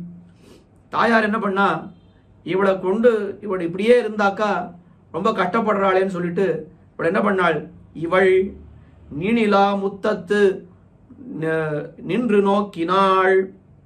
இந்த பரகால நாயகியை கொண்டு போய் மனுஷால் இல்லாத இடத்துல உயரமான ஒரு இடத்துல அவளை வைத்து விட்டால் அவளுக்கு இந்த இந்த வியாமோகம் இதெல்லாம் மறந்து போயிடும், அவள் சாதாரணமாக ஆகிவிடுவாள்னு சொல்லி உயர ஒரு இடத்திலே கொண்டு வைத்து விட்டாள். அந்த உயர்ந்து போன இடத்துல போய் வச்ச பிற்பாடு கூட அவள் என்ன பண்றா, காணுமோ கண்ணபுரம் என்று காட்டினாள். இந்த பாருங்கோ கண்ணபுரம் தெரியுது, அவளுக்கு சௌரியமா போயிடுது. தரையில இருந்தாக்கா கூட அவள் கண்ணபுரத்தினுடைய திசையை நோக்கி தான் தொழுகிறாள். நான் உயர கொண்டு போய் 3வது மாடியில வச்சுட்டாக்கா அவளுக்கு நேரையே கண்ணபுரம் தெரிகிறது, இங்க பாரு கண்ணபுரம் தெரியுதுன்னு சொல்லிட்டாள். இவ ஒரு அபிப்பிராயத்தால அங்க வச்சா, ஆனா அவளுக்கு அது அவளை மறக்க அடிக்கிறதுக்காக அந்த இடத்துல வைத்தாள், அவளுக்கு அதுவே சௌகரியமா போயிடுத்துன்னு காட்டுறான். நீனிலா முத்தத்து, இவள் நீனிலா முத்தத்து நின்று. இந்த பரகால நாயகி எங்க ரொம்ப மேலே இருக்கக்கூடிய நிலா முத்தம். நிலா முத்தம்னு அந்த காலத்துல எப்படி சொல்லுவான்னா, அந்த மாடியில இருந்தாக்கா அப்படியே நிலா பக்கத்திலேயே வந்துடுமா. இப்போ நம்ம பாரத தேசத்துல அந்த மாதிரி நம்ம பார்க்கறது இல்லை. மற்ற ஊர்கள்லாம் பார்க்கும் பொழுது ஏதோ நிலா இன்னைக்கு ரொம்ப சந்திரன் ரொம்ப கிட்ட இருக்கு, மாடியில நின்றா இது பக்கத்திலே இருக்க மாதிரி இருக்குன்னு எல்லாம் சொல்றா. அது மாதிரி இந்த நீள் நிலா முத்தம் அதுல நின்றிவள் நோக்கினாள். அதுல நன்னா பார்த்தா, சுத்தி முத்தி பார்த்து திருக்கண்ணபுரம் எங்க இருக்குன்னு கண்டுபிடிச்சிட்டான், அங்க தெரியறதுன்னு பார்த்துட்டான். உடனே என்ன பண்றா, தாய்மார் தோழிமார்களை எல்லாம் கூப்பிட்டு காணும் ஓ கண்ணபுரம் என்று காட்டினாள். வாருங்க வாருங்க வாருங்கோ, பாருங்க கண்ணபுரம் தெரியறது, திருக்கண்ணபுரம் தெரியறதுன்னு அவளை பார்த்து நீங்களும் பாருங்கோன்னு சொல்றான். பாணனார் திண்ணம் இருக்க இனி இவள் நானுமோ. பாணனார் என்னால் அது இந்த பாணர் குலத்திலே சில பேர் இருப்பா. அவளுக்கு என்ன காரியம் அப்படின்னா, நாயகனுக்கும் நாயகிக்கும் ஏதாவது ஊடல் ஏற்பட்டுதானாலோ, இல்லை நாயகனிடத்திலிருந்து செய்தியை நாயகிக்கு தெரிவிக்க வேண்டுமானாலோ, அந்த நாயகன் என்ன பண்ணுவான், இந்த பாணரிடத்திலே தெரிவித்து விடுவான். அந்த பாணர் போய் நாயகியின் இடத்துல பாட்டாக பாடி அந்த விஷயத்தை எல்லாம் மற்றவாளுக்கு தெரியாது. அதாவது பாடுற பாட்டினுடைய அர்த்தம் யாருக்குமே புரியாது, ஏதோ சாதாரணமா பாடுற மாதிரி இருக்கும். ஆனா நாயகனுக்கும் நாயகிக்கு மட்டும் அந்த விஷயம் நன்னா புரிந்துவிடும். நாயகன் சொல்லுவான், இந்த விஷயத்த சொல்லு அப்படின்னு சொன்னாக்கா அதை யாருக்கு மற்றவாளுக்கு புரியாத மாதிரி நாயகிக்கு மட்டும் புரிகிற மாதிரி அந்த பாடல்கள் பாடி விடுவார்கள். அது இந்த காலத்துல ரொம்ப என்கிரிப்ஷன், மெசேஜ் என்கிரிப்ஷன்லாம் வருது. ஒரு மெசேஜ் வந்து இங்கிருந்து அங்கே போகணும்னா அது யார் ரிசீவ் பண்ணுறாளோ அவளுக்கு மட்டும்தான் புரியும், மற்றவாளுக்கு புரியவே புரியாது அப்படின்னு இந்த விஞ்ஞானத்தில் காட்டுறாங்க. அதெல்லாம் அந்த காலத்திலேயே பாணர்கள் பண்ணியிருக்கிறார்கள். நம்பாடுவாருடைய சரித்திரம் பார்க்கிறோமே, அவர் பாணர் குலத்தை சேர்ந்தவர் தான். நம்பாடுவார்ன்றவர் அவர் பகவானை குறித்து பாடினவர். ஆனால் அவர் அவதரித்த குலம் அது பாணர் குலம். அதனால தான் திருவல்லிக்கேணியில் இந்த கைசிக துவாதசி அன்னைக்கு நம்பாடுவான் சரித்திரத்தை அந்த இதை வாசிக்கும் பொழுது, கைசிக புராணத்தை வாசிக்கும் பொழுது திருப்பானாழ்வார் எழுந்தொழிருப்பார். ஏன்னா திருப்பானாழ்வாரும் பாணர் குலத்திலே அவதரித்தவர். இந்த பாணர்களுக்கு என்ன காரியம் அப்படின்னா, நாயகனுக்கும் நாயகிக்கும் அந்த சீக்ரெட் கம்யூனிகேஷன் சொல்லலாம்னு நினைக்கிறேன் ஆங்கிலத்தில். அப்படி இவர் சொல்றத அவளுக்கு போய் சொல்லுவா. ஆனால் வேற யாருக்கும் அது புரியவே புரியாது. அது பாணனார். ஆனால் இங்கே சுவாபதேசமா பாணனார்னு தெரிவிக்கிறது யாருன்னா ஆச்சாரியன். ஒரு ஜீவாத்மாவை பரமாத்மாவிடத்தில் சேர்க்கக்கூடியவர் யார் அப்படின்னா அவர் ஆச்சாரியன். அவர் ஒன்று மேலெழுந்த வாரியான அர்த்தம் பாணனார் என்னால் பாணர் குலத்திலே அவதரித்தவர். ஆனால் சுவாபதேசமான அர்த்தம் என்னன்னா ஆச்சாரியனை குறிக்கிறது. பாணனார் திண்ணம் இருக்க, அவர் ரொம்ப உறுதியா இருக்கார், ஆச்சாரியன் ரொம்ப உறுதியா இருக்கார், இந்த ஜீவாத்மாவை எப்படியாவது பகவானத்திலே சேர்த்து விட வேண்டும். இனி இவள் நானுமோ, இதுக்கப்புறம் அவள் மீட்கப்பட்டு அவளை மீட்டு நம்மால கூட்டிட்டு வர முடியுமான்னு இவளுக்கே ரொம்ப உறுதி அதிகமா இருக்கு. இவளை அதுக்கு மேல இந்த ஆச்சாரியன் இருக்காரே பாணனார், அவருடைய உறுதி ரொம்ப அதிகமா இருக்கு. இந்த ரெண்டு உறுதியும் சேர்ந்தாக்கா இவளை இனிமே அந்த பகவத் விஷயத்திலிருந்து ஈடுபடாமல் அவளை மீட்டு கொண்டு வர முடியுமான்னு ஒன்றும் பண்ண முடியாது. இவள் நிச்சயமா எம்பெருமானிடத்திலே போய்விடுவாள். கடைசியில யாருக்கு லாபம் அப்படின்னா நன்னு நன்னு நரையூரர்க்கே. இந்த பேர்பட்ட நாயகியை அடைய போவதனால் யாருக்கு லாபம்? திருநறையூர் எம்பெருமான். இந்த திருநறையூர் நரையூரர் இருக்காரே அவருக்கு நன்று நன்று, அவருக்கு ரொம்ப பெரிய லாபம் ஏற்பட போகிறது என்று இந்த இரண்டாவது பாசுரத்திலே ஆழ்வார், அதாவது பரகால நாயகியுடைய தாயார் தெரிவிக்கிறார். இங்க காணுமோ அப்படின்ற இடத்துல ரொம்ப அழகான ஒரு ஐதிஹ்யம், பராசர பட்டருடைய ஐதிஹ்யம் ஒன்று காட்டுறார். வடமதுரை பிறந்தார் என்பாரோருடைய புத்திரன் வடமதுரை பிறந்தார் அப்படின்னு ஒரு சுவாமி, அவருடைய பிள்ளை அவர் என்ன பண்ணிட்டு இருந்தாரா, ஸ்ரீரங்க விமானத்தை நோக்கினா போலே நின்று கொண்டு கண்களை மூடிக்கொண்டு ஜபம் செய்து கொண்டிருந்தானாம். நிறைய பேர் பண்ற ஒரு தவறு, கோயிலுக்கு போனாக்கா பெருமாளை சேவிக்க நமக்கு கற்பூர ஆரத்தி காட்டும் பொழுது எல்லாரும் கண்ணை மூடின்றது. திருப்பதிக்கு கஷ்டப்பட்டு 10 மணி காலம் 12 மணி காலம் கியூல நின்று போக வேண்டியது.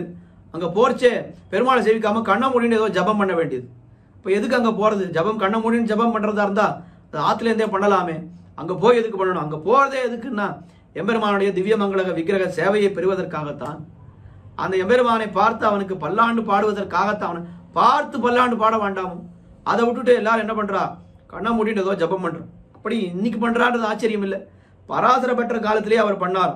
கண்களை மூடிக்கொண்டு அவர் ஏதோ ஜபம் பண்ணிருந்தா பராசர பட்டர் அந்த நிலைமையை கடாட்சித்துக் கொண்டே, ஐயோ கண்களுக்கு பரம போக்கியமான ரங்க விமானத்தை கண்ணார கண்டு கழிக்கலாமாயிருக்க இவன் கண்களை இறுக மூடிக்கொண்டு திண்டாடுகிறானே, இவனுடைய கண் உன்னையோ என்று வெறுத்து கொண்டே எழுந்தருளினாராம். ரங்க விமானத்தை பார்க்கறதுக்காகத்தானே கண்ணெனும், என் காணாதார் கண்ணென்னும் கண்ணல்ல கண்டாமேன்னு எல்லாம் ஆழ்வார்கள்லாம் பாடியிருக்காளே. இந்த ரங்க விமானத்தை பார்க்கறத விட நமக்கு கண்ணுக்கு என்ன பெரிய பிரயோஜனம்? அதை பார்க்காமல் கண்ணை மூடிண்டு என்னமோ அவன் ஜபம் பண்றானோ, இவன் கண்ணுக்கு என்ன ஆயிடுத்து அப்படின்னு அவர் ரொம்ப வெறுத்து கொண்டே போனாராம். என்ன ஆயிடுத்துன்னா, 1-2 மாதத்திலே அவனுக்குள்ளே அவனுக்கு கண் கெட்டதாம், கண்ணே அவனுக்கு போயிடுத்துன்னு எழுதுறான். 2 மாசத்துல இவர் வெறுத்து கொண்டு போன பிற்பாடு அந்த கண்ணே அவனுக்கு கெட்டு போனதுன்னு எழுதுறான். அப்படி அந்த எம்பெருமானை செவி காணுமோ அப்படின்னா அது நமக்கு சொல்லக்கூடிய ஆழ்வார் நமக்கு சொல்லக்கூடிய உபதேசம்னு எடுத்துக்கலாம். எம்பெருமானை செவிக்க வேண்டும். அர்ச்சாவதார ஸ்தலங்களுக்கெல்லாம் சென்று எம்பெருமானை கண்ணார செவிக்க வேண்டும். எம்பெருமானை மட்டும் எம்பெருமான செவின்னு ஆழ்வார் இங்க சொல்லல. கண்ணபுரம் காணுமோ கண்ணபுரம் என்று காட்டினார். எம்பெருமான் இருக்கக்கூடிய இடம் தூவியல் பொழிலும் தடமும் அவன் கோயிலும் கண்டு ஆவியுள் குளிர வேண்டும் என்று ஆழ்வார் நமக்கு உபதேசிக்கிறா போலே இந்த பாசுரம் ரொம்ப அழகாக இருக்கிறது. ஆழ்வார் நேரடியாக நமக்கு உபதேசிக்கல. இந்த விஷயங்கள், இந்த ஐதிஹ்யங்கள் எல்லாம் நாம் கேட்கும் பொழுது அதை நாம் நிச்சயமாக ஒரு விஷயமாக நாம் எடுத்துக்கொள்ள வேண்டும். 2வது பாசுரம் இப்படி அனுபவித்தோம். 3வது பாசுரம் இல்ல திருவேங்கடம் என்னென்ன திவ்யதேசத்தை இந்த பரகால நாயகி சொல்லுகிறாள் என்ன அதை காட்டுகிறாள். அறிவிசோர் வேங்கடம் நீர்மலை என்று வாய் வெறுவினாள், மெய்யம் வினவி இருக்கின்னாள், பெருகு சீர் கண்ணபுரம் என்று பேசினாள் உருகினாள், உள்மெலிந்தாள் இது வெண்கொலோ. அறிவிசோர் வேங்கடம் பரகால நாயகி என்ன பண்ணுகிறாள்? அருவிகள் சொரிகின்ற திருமலை என்ன திருவேங்கட மலையை சொல்லுகிறாள். நீர்மலை திருநீர்மலை என்று வாய் வெறுவினாள், வாய் பிதற்றினாள், மெய்யம் வினவி இருக்கின்னாள். திருமெய்யம் என்கிற திவ்யதேசத்தை கேள்விப்பட்டு அது எங்கே இருக்கிறது, அது எங்கே இருக்கிறது, திருமெய்யம் எங்கே இருக்கிறது, அங்க என்ன பெருமாள், அங்க என்ன விசேஷம்னு அதை கேட்டுட்டே இருக்கா. மெய்யம் வினவி இருக்கின்னாள். ஒரு முறை கேட்கல, அதையே திருமையம் எங்கே இருக்கு, திருமையம் எங்கே இருக்கு, அங்க என்ன பெருமாள், அங்க என்ன பெருமாள், அங்க என்ன விசேஷம், அங்க என்ன விசேஷம் என்ன அதையே கேட்டு இருக்காளா அந்த பரகால நாயகி. அதுக்கு மேலே பெருகு சீர் கண்ணபுரம் என்று பேசினாள். பெருகு சீர் அப்படின்னா என்ன? சீர்மை பொருந்திய கண்ணபுரம், திருக்கண்ணபுரம் என்ன அதையே பேசிக் கொண்டிருக்கிறாள். வாயார் சொன்னவளாய் கொண்டு உருகினாள். இந்த திருக்கண்ணபுரம்னு சொல்ல சொல்ல சொல்ல என்ன ஆறுது அப்படின்னா அப்படியே உருகி போகிறாள். தொண்டரப்படி ஆழ்வார் சொன்னாரு, கடல் நிற கடவுளந்தை அரவணை துயிலுமா கண்டு உடல் என குறுகுமாலோன்னு சொன்னாரு. திருக்கண்ணபுரம்னு சொன்ன மாத்திரத்திலேயே இந்த பரகால நாயகிக்கு என்ன எடுத்துன்னா பெருகு சீர் கண்ணபுரம் என்று பேசினாள் உருகினாள். அந்த வார்த்தையை சொன்ன உடனேவே அவள் நீர்ப்பண்டமாய் உருகி போனாள். அதுக்கு மேலே அத்தோட முடிஞ்சுதான்னா உள் மெலிந்தால் இது வெண்கொலோ, அப்படியே நெஞ்சு சிதிலமாக பெற்றாள். அப்படியே உள் மெலிந்தாள்.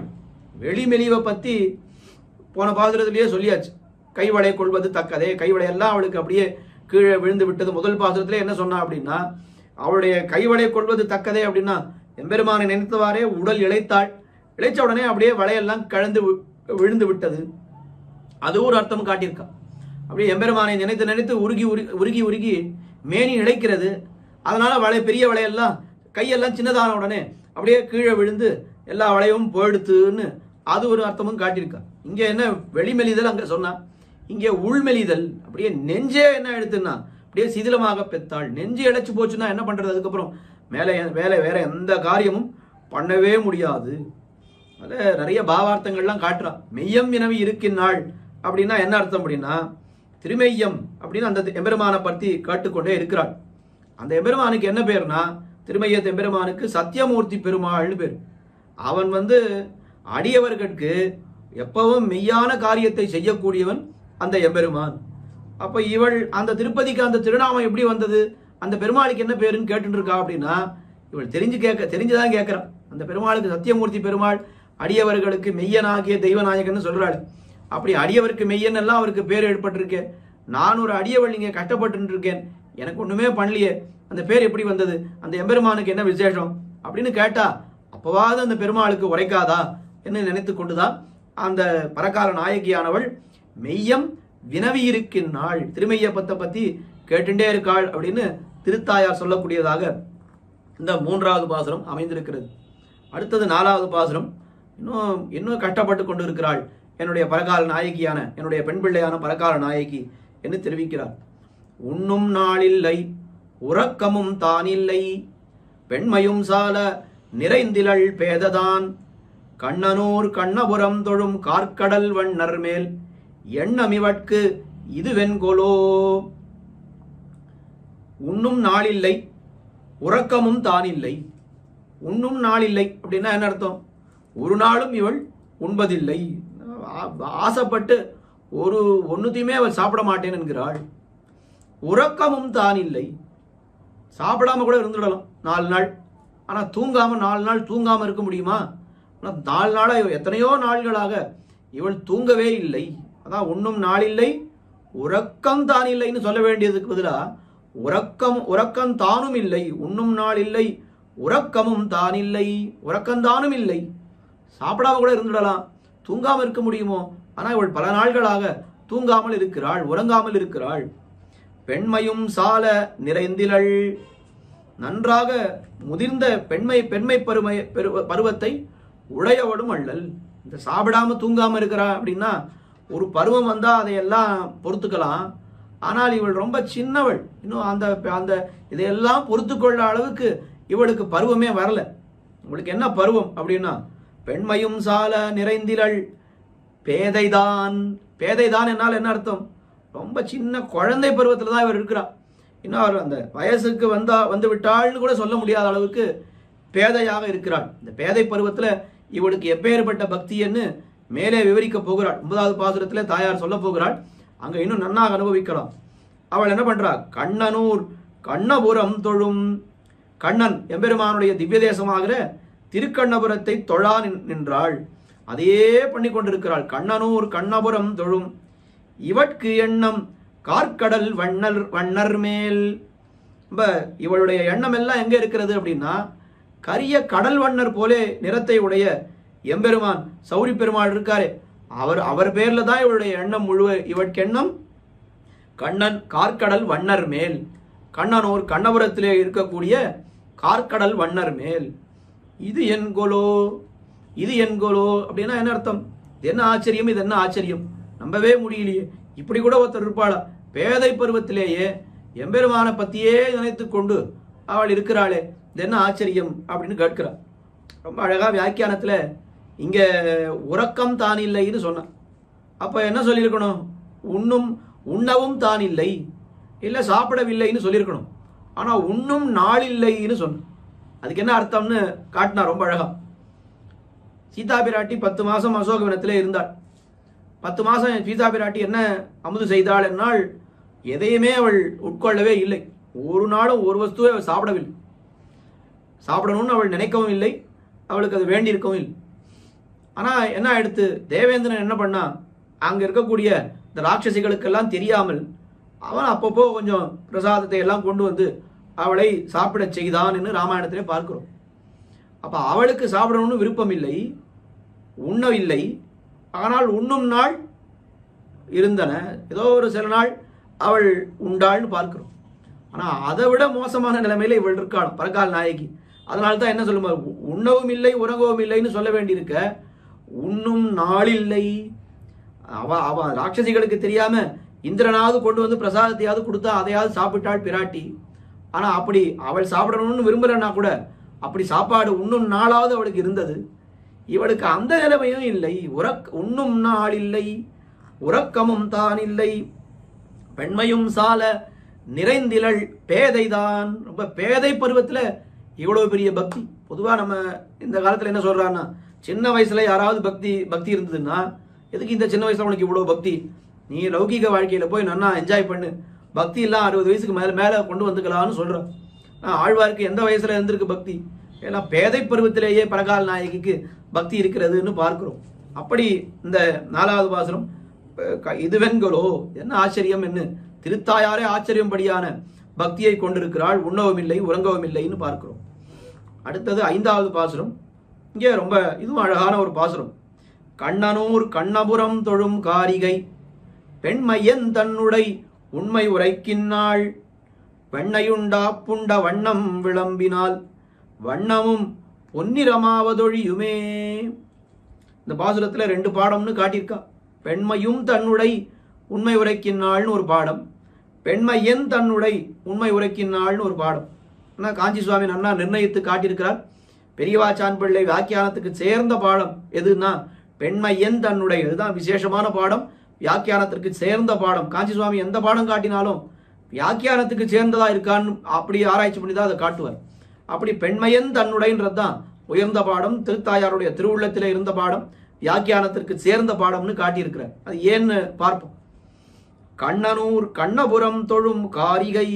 கண்ணனூர் சௌரிப்பெருமானுடைய திவ்ய தேசமாகிற திருக்கண்ணபுரம், அதை தொழுகின்ற காரிகை. இந்த திருக்கண்ணபுரத்தை தொழக்கூடிய இந்த அழகி, காரிகைனா ரொம்ப அழகை உடையவள்னு அர்த்தம். தன்னுடைய உண்மை உரைக்கின்னாள்.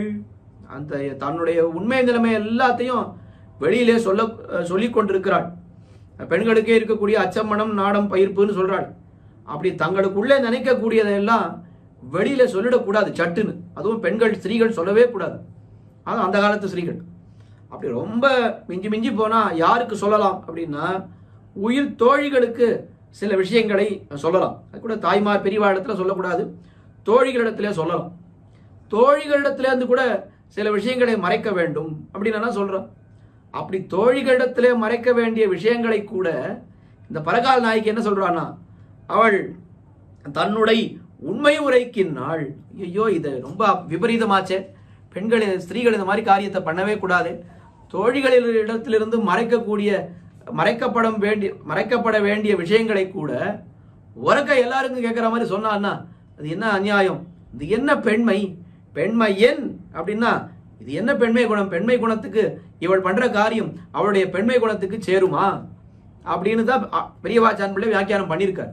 பெண்மையும்னு மாத்திட்டா வியாக்கியானம். பாடத்தை கோஷ்டியில சேவிக்கும் பொழுதே பல பேர் பெண்மையும் தன்னுடைய உண்மை உரைக்கின்னாள்னு சேவிச்சுட்டு போறா. அதுக்கு என்ன அர்த்தம்னா தன்னுடைய உண்மையையும் பெண்மையையும் உரைக்கின்னாள்னு அப்படி அர்த்தம் அதை கொள்ள வேண்டும். ஆனால் வியாக்கியானத்துல பெரியவாச்சான் பிள்ளை அப்படி காட்டவே இல்லை. சுவாமி ரொம்ப அழகா அதுக்கு விவரணம் எழுதுகிறார். பெண்மையன் என்கிற பாடமே கொள்ளத்தக்கது, இப்பாடமே கற்றுணர்ந்த பெரியோர் ஆதரிப்பதும், கண்ணனூர் கண்ணபுரம் தொழும் காரிகை தன்னுடைய உண்மை உரைக்கின்னாள் பெண்மையன் என்று அன்வைப்பது. இந்த அன்வயத்தை ரொம்ப அழகா காட்டியிருக்கிறார். இதுதான் பெரியவாச்சான் பிள்ளை வியாக்கியானம். அதாவது பெரியவாச்சான் பிள்ளை வியாக்கியானம் என்ன சாதித்திருக்கிறார் அப்படின்னா, இவளுக்கு ஓடுகிற தசை இதுவாகாதே என்று அறியும் இத்தனையிலே ஆயிருக்க பெற்ற தாயான எனக்கும் வாய்விடா நின்றாள், இவளுக்கு என்ன பெண்மை என்கிறாள். ஐயோ, இவளுக்கு அவளுடைய நடவடிக்கை அதையெல்லாம் பார்த்து இந்த தசை இவளுக்கு ஓடுகிறதுன்னு நாம யூகித்து அறியலாம். அப்படித்தான் இருக்கணும் பெண்கள். அது அவளே வெளியில திறந்து சொல்லக்கூடாது. ஆனா அப்படி இல்லாமல் பெற்ற தாயான எனக்கும் வாய் விட்டு உறக்க சொல்லிட்டு இருக்காளே தனக்குள்ள என்ன நடக்கிறதுன்றதெல்லாம், அது என்ன பெண்மை இது, பெண்மையன் அப்படின்னு. அதுதான் பெரியவாச்சான் பிள்ளை வியாக்கியானம். அதற்கு சேர பெண்மையன் தன்னுடைய உண்மை உரைக்கின்னாள் சுத்தமான பாடம்னு சொன்ன. வெண்ணையுண்டா புண்ட வண்ணம் விளம்பினால். சரி, வாழலாம் சேர்ந்து ஒரு உபாயத்தை பண்ணாலும். ரொம்ப கண்ணன் பேர்ல ரொம்ப பைத்தியமா இருக்கா இவன். கண்ணனூர் கண்ணபுரம் தொழும் காரிகை அப்படின்னு பேசாம ஒண்ணு பண்ணலாம். நாம எல்லாம் என்ன பண்ணலாம்னா, கண்ணனை பத்தி நிறைய குறை சொல்லிட்டாக்கா இவள் மனசு மாறிவிடும். இப்போ நாம் லௌகிகங்கள்லயே பார்க்கிறோம், ஒருத்தர் ஒரு பொருள் மேல அதிகமா ஆசை வச்சுட்டு இருக்கா அப்படின்னா அந்த பொருளை பத்தின குறையெல்லாம் சொல்லிட்டாக்கா அவளுடைய ஆசை அப்படியே மாறிவிடும். நிறைய குழந்தைகளையே பார்க்கிறோம், ஏதாவது ஒரு பொருள் வாங்கி கொடு, பொம்மை வாங்கி கொடுன்னு கேட்டுட்டே இருக்கும். உடனே தாய்மார் தகப்பன்மார் என்ன பண்ணுவா, ஐயோ இந்த பொம்மையில இதெல்லாம் இருக்கு, இது ஆபத்து இருக்கு, இது சரியாகாது, உனக்கு சரிப்படாதுன்னு அப்படி சொல்லி அப்புறம் அந்த குழந்தைக்கு என்ன ஆயிடும், சரி இந்த பொம்மை வேண்டாம் அப்படின்னு விட்டு போயிடும். அதை இவள் என்ன பண்றா, இந்த தாயார் என்னமோ கண்ணன் சொல்லிட்டு இருக்கியே, அவன் எப்படிப்பட்டவன் தெரியுமா, ஒன்றும் ரொம்ப பெருமையெல்லாம் அவனுக்கு கிடையவே கிடையாது. வெண்ணையுண்டு ஆப்புண்டவன் எங்கானும் மீதப்பதோர் மாயமுண்டே. அவர் என்ன பண்ணான், அளவெண்ணையுண்டு ஆப்புண்டு இருந்தவனே. ஆழ்வாரே மேல சொல்ல போறார் 10ஆம் பத்துல. அவன் பெரிய ரொம்ப பெருமையெல்லாம் கிடையாதுமா அந்த கண்ணனுக்கு. வெண்ணெய் உண்டான், வெண்ணையை போய் திருடினான். அது திருடினா கூட பரவாயில்ல, அது சாமர்த்தியமா திருட கூட தெரியல, மாட்டின்டான், போய் ஒரு இடத்துலயும் மாட்டிக்கிறான். மாட்டின்டா கூட பரவாயில்ல, தண்டனையில இருந்தா தப்பிக்கலாமான்னா ஆப்புண்டான். யசோதையினாலே அவன் என்ன எடுத்து தாம்பினால் கண்ணினும் சிறு தாம்பினால் கட்டுண்டான் அப்படின்னு அவனுக்கு பெரிய குறையெல்லாம் அவள் சொன்னாளாம் தாயார். உடனே குறைய சொன்னா அவள் மீண்டு வந்துடுவாளோ இல்லையோ அப்படின்னு நினைத்து அவள் சொன்னா, கடைசியில என்ன எடுத்துன்னா அந்த குறையெல்லாம் கேட்ட உடனே பரகால நாயகிக்கு அவன் மீது அந்த அன்பு குறைவதற்கு பதிலாக ஈடுபாடு அதிகமாயிடுது. ரொம்ப அழகா அதை பெரியவாச்சான் பிள்ளை வியாக்கியானத்திலே சாதிக்கிறார். அவாப்த சமஸ்த காமனானவன் ஒருத்தி உடமையை ஆசைப்படுவதாம், சர்வசக்தியானவன் களவிலே எழுவதாம், அது தன்னிலும் அகப்பட்டு கட்டுண்டும்படி எளியவனாவதாம், இது நமக்கு ஒரு குறை உண்டோ என்கிறாள் என்று பெரியவாச்சான் பிள்ளை சாதிக்கிறார். அழகா அதை விவரிச்சு சொன்னா நல்லா புரியும். தாயார் என்ன சொன்னான், அவன் ரொம்ப நிறைய திருடினான், மாட்டின்டான், அதுக்கு மேலே தாம்பினாலே கட்டுண்டான்னு சொன்னா ஒரு குறைன்னு. அதை கேட்ட உடனே இவளுக்கு ஈடுபாடு அதிகமாயிடுது. ஐயோ, அவாப்த சமஸ்த காமன், எம்பெருமான் எப்படிப்பட்டவன் அப்படின்னா அவனுக்கு நிறைவேறாத ஆசைன்னு ஒன்று கிடையவே கிடையாது. அவன் யாரோ ஒரு எல்லா ஆசையும் நிறைவேற பெற்றவன். இப்போ நாம போய் ஒரு வஸ்து மேலே ஆசைப்படுறோம் அப்படின்னா அந்த வஸ்து இல்லைன்ற குறை நமக்கு இருக்கிறது. இப்போ புதுசாக ஒரு வீடு வாங்கணும், புதுசாக ஒரு கார் வாங்கணும் அப்படின்னா நாம் நினைக்கிறோம். ஏன் நினைக்கிறோம்? இத்தனை நாள் எனக்கு வீடு இல்லை சுவாமி, குறையா இருக்கு, இத்தனை நாள் எனக்கு வண்டி இல்லை சுவாமி, குறையா இருக்குன்னு ஒரு குறை இருப்பதனாலே ஒரு விஷயம் வேணும்னு நாம் ஆசைப்படுகிறோம். எம்பெருமானுக்கு குறைன்றது ஒன்று கிடையவே கிடையாது. எல்லா விதத்தாலும் பரிபூர்ணன் அவன். அவனுக்கு நிறைவேறாத ஆசைன்னு ஒன்று கிடையவே கிடையாது. அவன் என்ன பண்றான்னா ஏதோ திருவாய்ப்பாடியில வெண்ணெய் வேணும், வெண்ணெய் சாப்பிடணும்னு ஆசைப்படுகிறான். அவாப்த சமஸ்த காமனானவன் ஒருத்தி உடமையை ஆசைப்படுவதாம். என்ன ஆச்சரியம் இது! அதுக்கு மேலே சர்வசக்தியானவன். இப்போ வெண்ணெய் தானே வேணும் திருவாய்ப்பாடியில. ஒரு சங்கல்பம் பண்ணா திருவாய்ப்பாடியில் இருக்கிற அத்தனை வெண்ணையும் இங்க என்னிடத்துல வந்து சேர்ந்து விட வேண்டியது அப்படின்னு சொன்னா வந்துவிட போறது. அதை பண்ணாமல் அவன் என்ன பண்றான், சர்வசக்தியானவன், அவனுடைய சக்தி எவ்வளவு பெருசா இருக்கு, அவன் களவிலே இழிவுதான். அதுமோ யாருக்கும் தெரியாம திருடுற மாதிரி போய் அது திருடி எடுக்கிறான். இது என்ன ஆச்சரியம்! அதுக்கு மேலே அது தன்னிலும் அவனுக்கு தான் சர்வசக்தி இருக்கே, யாருக்கும் தெரியாம திருடிட்டு, சாதாரண நாம பார்க்குற திருடர்களே 100 திருட்டு திருடினான்னா 99 திருட்டுல மாட்டிக்கிறதே இல்லை. ஏதாவது தப்பி தவறி ஒரு திருட்டு தான் மாட்டிக்கிறான். ஆனா கண்ணன் எப்படிப்பட்ட திருடன்னு கேட்டா 100 திருட்டு திருடினா 150 வாட்டி மாட்டுவான். அது சாதாரண திருடன் 100 வாட்டி திருடினான்னா 99 வாட்டி தப்பிச்சிடுறான், ஒரு வாட்டி தான் தெரியாம அப்படி இப்படி அகப்பட்டு கொண்டு விடுகிறான். ஆனா கண்ணன் எப்படிப்பட்டவன்னா 100 முறை திருடினால் 200 முறை அவன் அகப்பட்டு கொண்டு விடுவான். ஏன்னா அகப்பட்டு கொள்ளணுன்றதுக்காக தான் அவன் திருடுறது. திருடி இந்த வஸ்துவை சாப்பிடணுன்றது அவனுக்கு இல்லை, அடியவர்களிடத்திலே அகப்பட்டு கொள்ள வேண்டும், அடியவர்களிடத்திலே அவன் அடி உண்டு ஆப்புண்டு இருக்க வேண்டும், இதுக்காகத்தானே அவன் பண்றான். அப்ப சர்வசக்தியானவன் களவிலே இடிவதாம், அது தன்னிலும் அகப்பட்டு கட்டுண்ணும்படி எளியனா ஆவதாம். இந்த தாமோதரன் திருநாமம் வர வேண்டாமா அவனுக்கு? எத்தனையோ திருநாமங்கள் இருக்கு, அதெல்லாம் எம்பெருமானுக்கு திருப்தியே ஆகல, அதெல்லாம் திருப்தி அடையல. கிருஷ்ணாவதாரம் எடுத்தால் நாம என்ன பெரிய சம்பாதிக்க போறோம் அதுல என்ன, இந்த தாமோதரன்ற திருநாமத்தை நான் சம்பாதிக்க வேண்டும். இந்த தாமோதரன்ற திருநாமம் இத்தனை நாளா இல்லையே அப்படின்னு எம்பெருமானுக்கு ஒரு குறை இருந்தான். குறையே இல்லாத எம்பெருமான்னு சொன்னா கூட தாமோதரன்ற திருநாமம் நமக்கு இல்லையேன்னு ஒரு குறை இருந்தான். அதுக்காக என்ன பண்ணான், சர்வசக்தியானவன் அவாப்த சமஸ்த காமனானவன் அவன் என்ன பண்றான், களவிலே இழிவதாம், அதை இன்னொருத்தருடைய பொருளுக்கு ஆசைப்படுவதாம், களவிலே இழிவதாம், அதிலே அகப்பட்டு கொள்வதாம், அதிலே ஆப்புண்டு அடி உண்டு ஆப்புண்டு இருப்பதாம் என்று அவனுடைய ஒரு சௌலபியத்தை நினைத்தால் இவனை பத்தி இருக்கிறோமே நாம், நமக்கு ஒரு குறை உண்டோன்னு சொல்லிட்டு அவளுக்கு என்ன ஆயிடுத்து, பரகால நாயகிக்கு ஈடுபாடு அதிகமாயிடுது. எதை சொன்னா ஈடுபாடு குறையும்னு தாய்மார் நினைத்து சொன்னா, வெண்ணெய் உண்டு ஆப்புண்டான் அப்படின்னு வண்ணம் விளம்பினால் என்ன ஆயிடுத்து, வண்ணமும் பொன்னிறமாவது ஒழியுமே. அந்த விஷயத்தை கேட்ட உடனே, கண்ணனுடைய அந்த களவு சரித்திரத்தை கேட்ட உடனே என்ன ஆயிடுத்து, பரகால நாயகிக்கு அவளுக்கு ஏற்கனவே ஏற்பட்டிருந்த அந்த பசல நிறம் போய் அவளுக்கு அந்த உடம்பு என்ன ஆயிடுத்து, அவளுடைய திருமேனி, பரகால நாயகியினுடைய திருமேனி பசலை நிறமா இருக்கும் இருப்பு தவிர்ந்து நல்ல நிறமாம்படி சந்தோஷப்படுகிறாள். பசலை நிறம்ன்றது ஏன் ஏற்படுறது, துக்கம் ஏற்பட்டதுனால உடம்பு வெளுத்து போயிடுறது. துக்கம் போயிடுத்து சந்தோஷம் ஏற்பட்டதானால் மறுபடியும் பழையபடி அந்த நிறம் வந்துவிடும். இந்த அவளை மீட்கலாம் என்று வெண்ணெய் உண்டா புண்டா அப்படின்னு கண்ணன் என்று சொன்ன உடனே அவளுக்கு ஈடுபாடு அதிகமாகி அந்த சந்தோஷம் ஏற்பட்டு இந்த பசல நிறம் போய் அவளுக்கு நல்ல நிறம் பொன்னிறம் வந்து விட்டது, வண்ணமும் பொன்னிறமாவது ஒழியுமே அப்படின்னு ரொம்ப அழகா வெண்ணையுண்டா புண்ட வண்ணம் விளம்பினால் வண்ணமும் பொன்னிறமாவது ஒழியுமே என்று இந்த 5வது பாசுரத்திலே ஆழ்வார் தெரிவிக்கிறார். அடுத்தது அதாவது திருத்தாயார் பரகால நாயகியினுடைய திருத்தாயார் தெரிவிக்கிறார். அடுத்தது 6வது பாசுரம், ரொம்ப அழகான பாசுரம். திருமங்கை ஆழ்வார் அனுகாரம் பண்ணின பாசுரம். அனுகரித்து தரித்தல்னு பார்க்கிறோமே, நம்ம ஆழ்வார் எம்பெருமானை பிரிந்து எப்படி இந்த இதை பண்றது, எம்பெருமானை பிரிந்திருக்க வாடினார். ஏதாவது ஒரு காரியத்தை பண்ணி நாம் தரிக்க வேண்டுமே, என்ன பண்ணலாம்னு யோசித்தார்.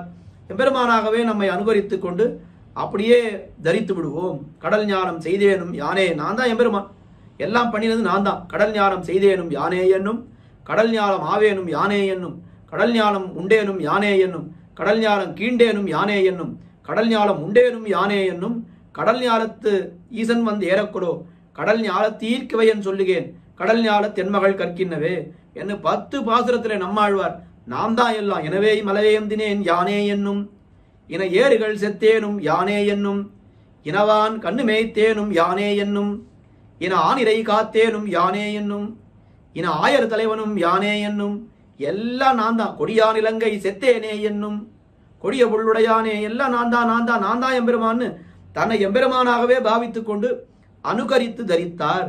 ஆண்டாளும் அதே தான், அனுகாரம் தான். திருப்பாவைன்றது அனுகாரம் தான். ஆனால் ஆண்டாளுடைய அனுகாரம் ஒரு படி மேலேன்னு காட்டுறோம். ஆண்டாள் அந்த கோபிகைகள் எல்லாம் ஒரு காலத்திலே யமுனா நதிக்கு வந்து பார்த்தா கண்ணனை காணும். கண்ணன் வர சொன்னா கண்ணனை காணும். அங்கு என்ன பண்றது, ஏதாவது பண்ணணுமே, காலத்தை கழிக்கிறதுக்கு ஏதாவது பண்ணணுமே அப்படின்னு பார்த்தா அப்ப அந்த கோபிகைகள் எல்லாம் அனுகரித்தார்கள். அதுல ஒருத்தி என்ன சொன்னா, நான் தான் கண்ணன் அப்படின்னு சொன்னாலும் உடனே இன்னொரு கோபிகையை பார்த்து திஷ்ட காளிய திஷ்டாகிரே, துஷ்ட காளிய திஷ்டாகிரே, என்ன காளியா இங்க வா, நான் தான் கண்ணன், உன் தலைமையில கால வைக்கிறேன். இன்னும் ஒரு கோபிகை நான் தான் காளியன்னு தலையை நீட்டுகிறாள் அப்படின்னு. அங்கெல்லாம் கூட நிறைய விஷயங்கள்லாம் கேட்டுட்டான். கண்ணனா ஒருத்தி அனுகரிக்கிறாள்னா அது நல்ல அனுகாரம், காளியனா ஒருத்தி அனுகரிக்கிறாளே அது என்ன, ஏன் அப்படி பண்ணானா, இல்ல காளியனாக இருந்தா தானே கண்ணனுடைய திருவடி தலைமையில படும், அதனால அந்த அனுகாரமும் ரொம்ப உயர்ந்ததுன்னு எல்லாம் காட்டிட்டு போறோம். அதெல்லாம் திருப்பாவை வியாக்கியானத்திலே திருப்பாவை அவதாரிக்கையிலே இதெல்லாம் நிறைய அனுபவித்திருக்கிறோம். அப்படி ஆண்டாள் அனுகாரம் பண்ணா. ஆனால் எம்பெருமானாக அனுகாரம் பண்ணாமல் எம்பெருமானுடைய அடியவர்களாக தன்னை என்ன பண்ணா, ஒரு கோபிகையாக தன்னை அனுகாரம் பண்ணி கொண்டாள் ஆண்டாள். இப்ப திருமங்கை ஆழ்வார் அனுகாரம் பண்ணுகிறார். எத்தனை பாசுரத்தில் அனுகாரம்னா ஒரே பாசுரம் தான் அனுகாரம். இவர் நம்மாழ்வாருக்கு அனுகாரம் அது என்ன வந்ததுன்னா ஒரு பதிகத்திலே அனுகாரம் 10 பாசுரங்கள் அனுகரித்து தரித்தார் நம்மாழ்வார். திருமங்கை ஆழ்வாருக்கு அந்த அளவுக்கு எல்லாம் சக்தி கிடையாது. நம்மாழ்வார் அளவுக்கு தரித்து நின்று எம்பெருமான அனுகாரம் பண்ணி அதை அனுபவிக்கிற அளவுக்கு சக்தி இல்லையா அவருக்கு. அதனால என்ன பண்ணார், ஒரே பாசுரம் தான் அனுகாரம். தூதுலையும் அப்படிதான். நம்மாழ்வார் தூது விட்டார். எத்தனை பதிகங்கள் தூது விட்டார்னா 4 பதிகங்கள் தூது விட்டார். 40 பாசுரங்கள் தூது விட்டார் நம்மாழ்வார். ஆனா தூது விட்டு அந்த பறவை போய் சொல்லிட்டு விஷயத்தை வந்து திருப்பி சொல்லணுமே, அது வரைக்கும் கொஞ்சம் பொறுமை வேணுமே. திருமங்கை ஆழ்வார் பார்த்தார். திருமங்கை ஆழ்வார்னா பரகால நாயகி. பரகால நாயகி எத்தனை பாசுரத்தில் தூது விட்டாள்னா 4 பதிகமெல்லாம் இல்லை, 4 பாசுரம். ஒரு பதிகம் கூட விட முடியல. கீழே தூவிரிய மலருழக்கின்ற பதிகத்திலே தூது விட ஆரம்பித்தாள் பரகால நாயகி. 4 பாசுரம் தூது விட்டாள். 5வது பாசுரம் முடியல. ஓ மண்ணளந்த தாடாளா, தன்குடந்த நகராளா, வரையெடுத்த தோளாளா, எந்தனக்கோர் துளையாடல் ஆகாயே என்ன அப்படியே கதற ஆரம்பித்து விட்டாள் பரகால நாயகி. அப்ப நம்மாழ்வார் தரித்திருந்து 10 பாசுரம் அனுகாரம் பண்ணார். திருமங்கை ஆழ்வாரால ஒரு பாசுரம் தான் அனுகாரம் பண்ண முடிந்தது. பராங்குச நாயகி தூது விட்டாள். 4 பதிகத்திலே தூது விட்டாள். பரகால நாயகி 4 பாசுரங்கள்ல தான் தூது விட்டார். அப்ப பராங்குச நாயகியை விட பரகால நாயகியினுடைய பக்தி ரொம்ப வைலட்சண்யம் வாய்ந்தது என்று பார்க்கிறோம். இப்ப இங்க என்ன சொல்றா, அந்த அனுகாரமும் ரொம்ப விசேஷமான அனுகாரம். வடவரை நின்னும் வந்து இன்னு கணபுரம் இடவகை கொள்வது யாம் என்று பேசினாள். மடவரல் மாதரன் பேதை இவர்கிவள் கடவதென் கண் துயிலின் இவர் கொள்ளவே. நம்மாழ்வாருடைய அனுகாரத்திற்கும் திருமங்கை ஆழ்வாருடைய அனுகாரத்திற்கும் என்ன வித்தியாசம்னு பார்த்தா, நம்மாழ்வார் தன்னை ஜகத்காரண பூதனாக கடல் ஞானம் செய்தேனும் யானே என்னும், கடல் ஞானம் கீண்டேனும் யானே என்னும், கடல் ஞானம் உண்டேனும் யானே என்னும்னு அப்படித்தான் நினைத்து தன்னை அனுகாரம் பண்ணார். அதுக்கு மேலே என்ன பண்றா, அதுவும் நம்மாழ்வார் பண்ணார்னா பராங்குச நாயகி பண்ணான்னு தாயார் சொல்றா. இங்கேயும் பரகால் நாயகி பண்ணான்னு தாயார் தான் சொல்றா. அதுக்கு மேலே சில பாசுரங்கள்ல தன்னை கண்ணனாக நினைத்து கொண்டு அனுகாரம் பண்ணினாள் பராங்குச நாயகி. இனவான் இனவேறுகள் செத்தேனும் யானே என்னும், இனவாயர் தலைவனும் யானே என்னும், இனவான் கண்ணு மேய்த்தேனும் யானே என்னும், இன ஆனிரை காத்தேனும் யானே என்னும். எல்லாம் நான் என்ன இன இன அவன் எல்லா கிருஷ்ணாவதார சரித்திரங்களை சொல்லி அவள் அந்த பராமரிச நாயகியானவள் அனுகரித்தாள். ஆழ்வாருக்கு நம்மாழ்வாருக்கு கிருஷ்ண திருஷ்ணா தத்துவம், கிருஷ்ணாவதாரத்தில் ஈடுபாடு, அதனால அதில் சொல்லி அனுகாரம் பண்ணார். திருமங்கை ஆழ்வாருக்கு எதில் ஈடுபாடு? அர்ச்சாவதாரத்தில் தான் ஈடுபாடு. அதனால அனுகாரம் பண்ணும் பொழுதும் அவர் என்ன பண்ணிட்டார்? அர்ச்சாவதாரத்தை சொல்லியே அனுகாரம் பண்ணிவிட்டார்.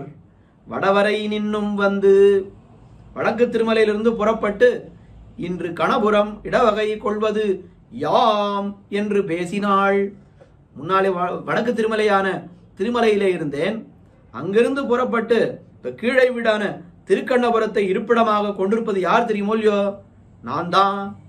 நான் தான் சொல்கிறாள். பரகால நாயகி என்ன தன்னை என்னவாக நினைத்துக் கொண்டிருக்கிறாள்னா, திருவேங்கடமுடையானாகவே தன்னை நினைத்துக் கொண்டிருக்கிறாள். நான் தான் முன்னொரு காலத்தில் திருவேங்கடமுடையானா நின்றேன் திருமலையில, அங்கிருந்து புறப்பட்டு திருக்கண்ணபுரத்துக்கு வந்ததும் நான் தான், எல்லாம் நான் தான் அப்படின்னு சொல்றாளாம். இன்னும் கணபுரம் இடவகை. அப்போ அவருக்கு எந்த துறையில அவள்லாம் ஈடுபட்டார், நம்மாழ்வார் எந்த துறையில ஈடுபட்டாரோ அந்த எம்பெருமானை குறித்து அனுகாரம் பண்ணார். கண்ணனாக நினைத்துக் கொண்டு, ஜகத்காரண பூதனாக நினைத்துக் கொண்டு அனுகாரம் பண்ணார். இவர் எந்த துறையில ஈடுபட்டார்? இவருக்கு முழுக்க முழுக்க அர்ச்சாவதார அனுபவம் தான். அப்ப அந்த துறையில ஈடுபட்டு இவர் அனுகாரம் பண்ணும் பொழுதும் அர்ச்சாமூர்த்தியாகவே தன்னை நினைத்துக் கொண்டு வடவரை நின்னும் வந்து இன்னும் கணபுரம் இடவகை கொள்வது யாம் என்று பேசினாள். என்ன அழகான ஒரு அனுபவம் பாருங்க.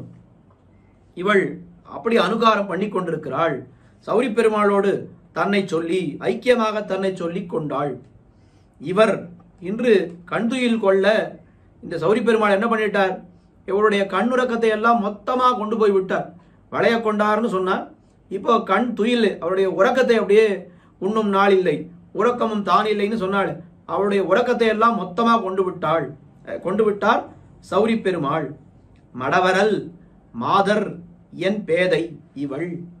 மடவரல் என்னால் ரொம்ப மடப்பம் என்னும் குணத்தை உடையவள் என்னுடைய பெண். மாதர் விரும்பப்படும் அழகை உடையவளுமான என்னுடைய பெண். என் பேதை என்னுடைய சிறுமியாகிய இவள், என்னுடைய பெண்ணான இவள். இவர்க்கு கடவதென், இப்பெருமாளுக்கு கடமைப்பட்ட விதம் என்கொல் என்று தாயார் தெரிவிக்கிறார். என்ன பண்ணிட்டா இவள்? இந்த பெருமாளுக்கு என்ன பண்ணி கடமைப்பட்டிருக்கான்னு தெரியலையே. இப்படி படுத்துறாரே அந்த பெருமாள், சௌரி பெருமாள்.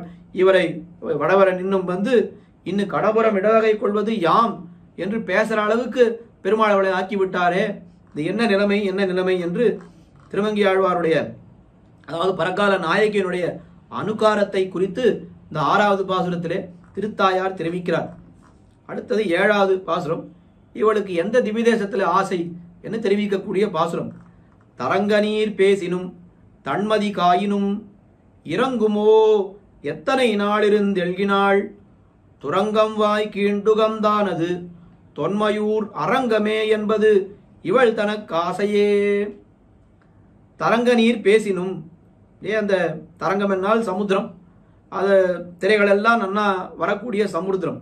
அந்த பேசினும், அந்த கடல் அந்த அலையோசை கோஷம் வந்தாலும் கோஷம் செய்தாலும், தன்மதி காயினும் குளிர்ந்த சந்திரன் அவன் எவ்வளவுதான் காய்ந்தாலும், இறங்குமோ இவள் இழைப்பாளோ, இவள் அந்த எம்பெருமானத்திலே கொண்ட அந்த பக்தியிலிருந்து இவள் இழைப்பாளோ, எத்தனை நாள் இருந்து எழுகினாள். ரொம்ப நாளாக நெடுநாளாக பிடித்து இவள் ஈடுபட்டிருக்கிறாள். ஏதோ ஒரு நாள் 2 நாள்னா இதெல்லாம் அவளை விஷயங்கள் இப்படி சில பேருக்கெல்லாம் ரொம்ப ஒரு விஷயத்தில் ஒரு வருத்தம் ஏற்பட்டுடுத்து, யாரோ வேண்டியவா பரம போச்சுட்டா அப்படின்னா என்ன பண்ணுவா? சரி வா, கொஞ்சம் நமக்கு ஒரு சேஞ்ச் வேணும், வா சமுத்திரத்துக்கு போயிட்டு வரலாம் அப்படின்னு சமுத்திரத்துக்கிட்ட அந்த அலையில போய் நின்றுட்டு வரலாம், இல்லை அலையை பார்த்துட்டு வரலான்னு அழைச்சிட்டு போவான். அங்கே 1 மணி காலம் 2 மணி காலம் இருந்தாக்கா இப்போ என்ன சொல்லுவா? கொஞ்ச நேரம் அப்படியே எனக்கு ஒரு மாற்றம் கிடைத்தது, அதனால கொஞ்சம் இப்போ மனசு கொஞ்சம் முன்னாடி ரொம்ப பாரமாக இருந்தது, இப்போ கொஞ்சம் பரவாயில்ல, கொஞ்சம் தேறி இருக்கிறேன்னு சொல்லுவோம். அப்போ இந்த மாதிரி கடலை பார்க்கறது, நிலாவை பார்க்கறது, ஆறுகள் மலைகள் இதெல்லாம் பார்த்தாக்கா கொஞ்சம் மனசு கொஞ்சம் சாந்தி அடைந்து கொஞ்சம் அந்த பாரமானது குறையும் என்று நாமளே நம்ம பார்க்கிறோம். ஆனால் இந்த பரகால நாயகி இருக்காளே, என்ன பண்ணாலும் என்ன நடந்தாலும் இவளுடைய அந்த இரக்கம் என்பது, இவள் இறங்கவே மாட்டேன் என்கிறாள். தரங்க நீர் பேசினும் தன்மதி காயினும் இறங்குமோ. இது ஒரு நாள் 2 நாளா இந்த ஈடுபாடு இவளுக்கு ஏற்பட்டிருக்கிறது. எத்தனை நாள் இருந்து எழுகினாள். ஏன்னா அத்தனை நாளா ஏற்பட்டிருக்கிற ஈடுபாடு இதெல்லாம் மாறவே மாறாது. இவளுக்கு என்ன ஆசை என்னால் துரங்கம் வாய் கீண்டுகந்தானது. துரங்கம் என்னால் குதிரை. அந்த குதிரையினுடைய வாயை கிழித்தறிந்த எம்பெருமான். அது மகிழ்ச்சியாக கேசி என்கிற அசுரன் அவனுடைய வாயை மாவாய் பிளந்தானேன்னு சொல்றாள். அவனுடைய வாயை கிழித்தறிந்த எம்பெருமான் அதையும் ரொம்ப உகந்து கீண்டொழிந்தான். அந்த கேசின்னு சொல்லும் பொழுதே ஆழ்வார்களுக்கெல்லாம் ஒரு சந்தோஷம். என்ன சந்தோஷம் அப்படின்னா, மற்ற அசுரர்களை காட்டிலும் கேசிவதத்தை அதிகமாக ஆழ்வார்கள் பாடியிருக்கிறார்கள். ஏன்னு கேட்டால் அவன் தான் கடைசியா வந்த அசுரன். அதுக்கப்புறம் கண்ணனே மதுரைக்கு போயிட்டான். அதுக்கப்புறம் யாரும் அசுரர்கள் வரவே இல்லை அவனை கொல்றதுக்கு. இப்ப கடைசியா வந்தவனும் அழிஞ்சான் அப்படின்னா ஆழ்வார்களுக்கு ஒரு சந்தோஷம். அப்பாடா, இனிமே யாரும் வரப்போறது இல்லை அசுரர்கள் என்ன ஆழ்வாருக்கு சந்தோஷம் ஏற்படுகிறதோ இல்லையோ. அப்படி அந்த துரங்கம் வாய் கீண்டுகந்தானது தொன்மையூர் அரங்கமே என்பது. அனாதி திவ்ய தேசமாகிற அரங்கம் அதுதான் இவளுக்கு ஆசை. அரங்கமே என்பது இவள் தனக்கு ஆசை. அரங்கம் என்பதே இவள் தனக்கு ஆசை. அந்த ஆசையே அதில் இருக்கக்கூடிய அந்த ஏகாரத்தை அரங்கம் என்பது என்ன அந்த என்பதுல போய் சேர்த்து கொள்ள வேண்டும்.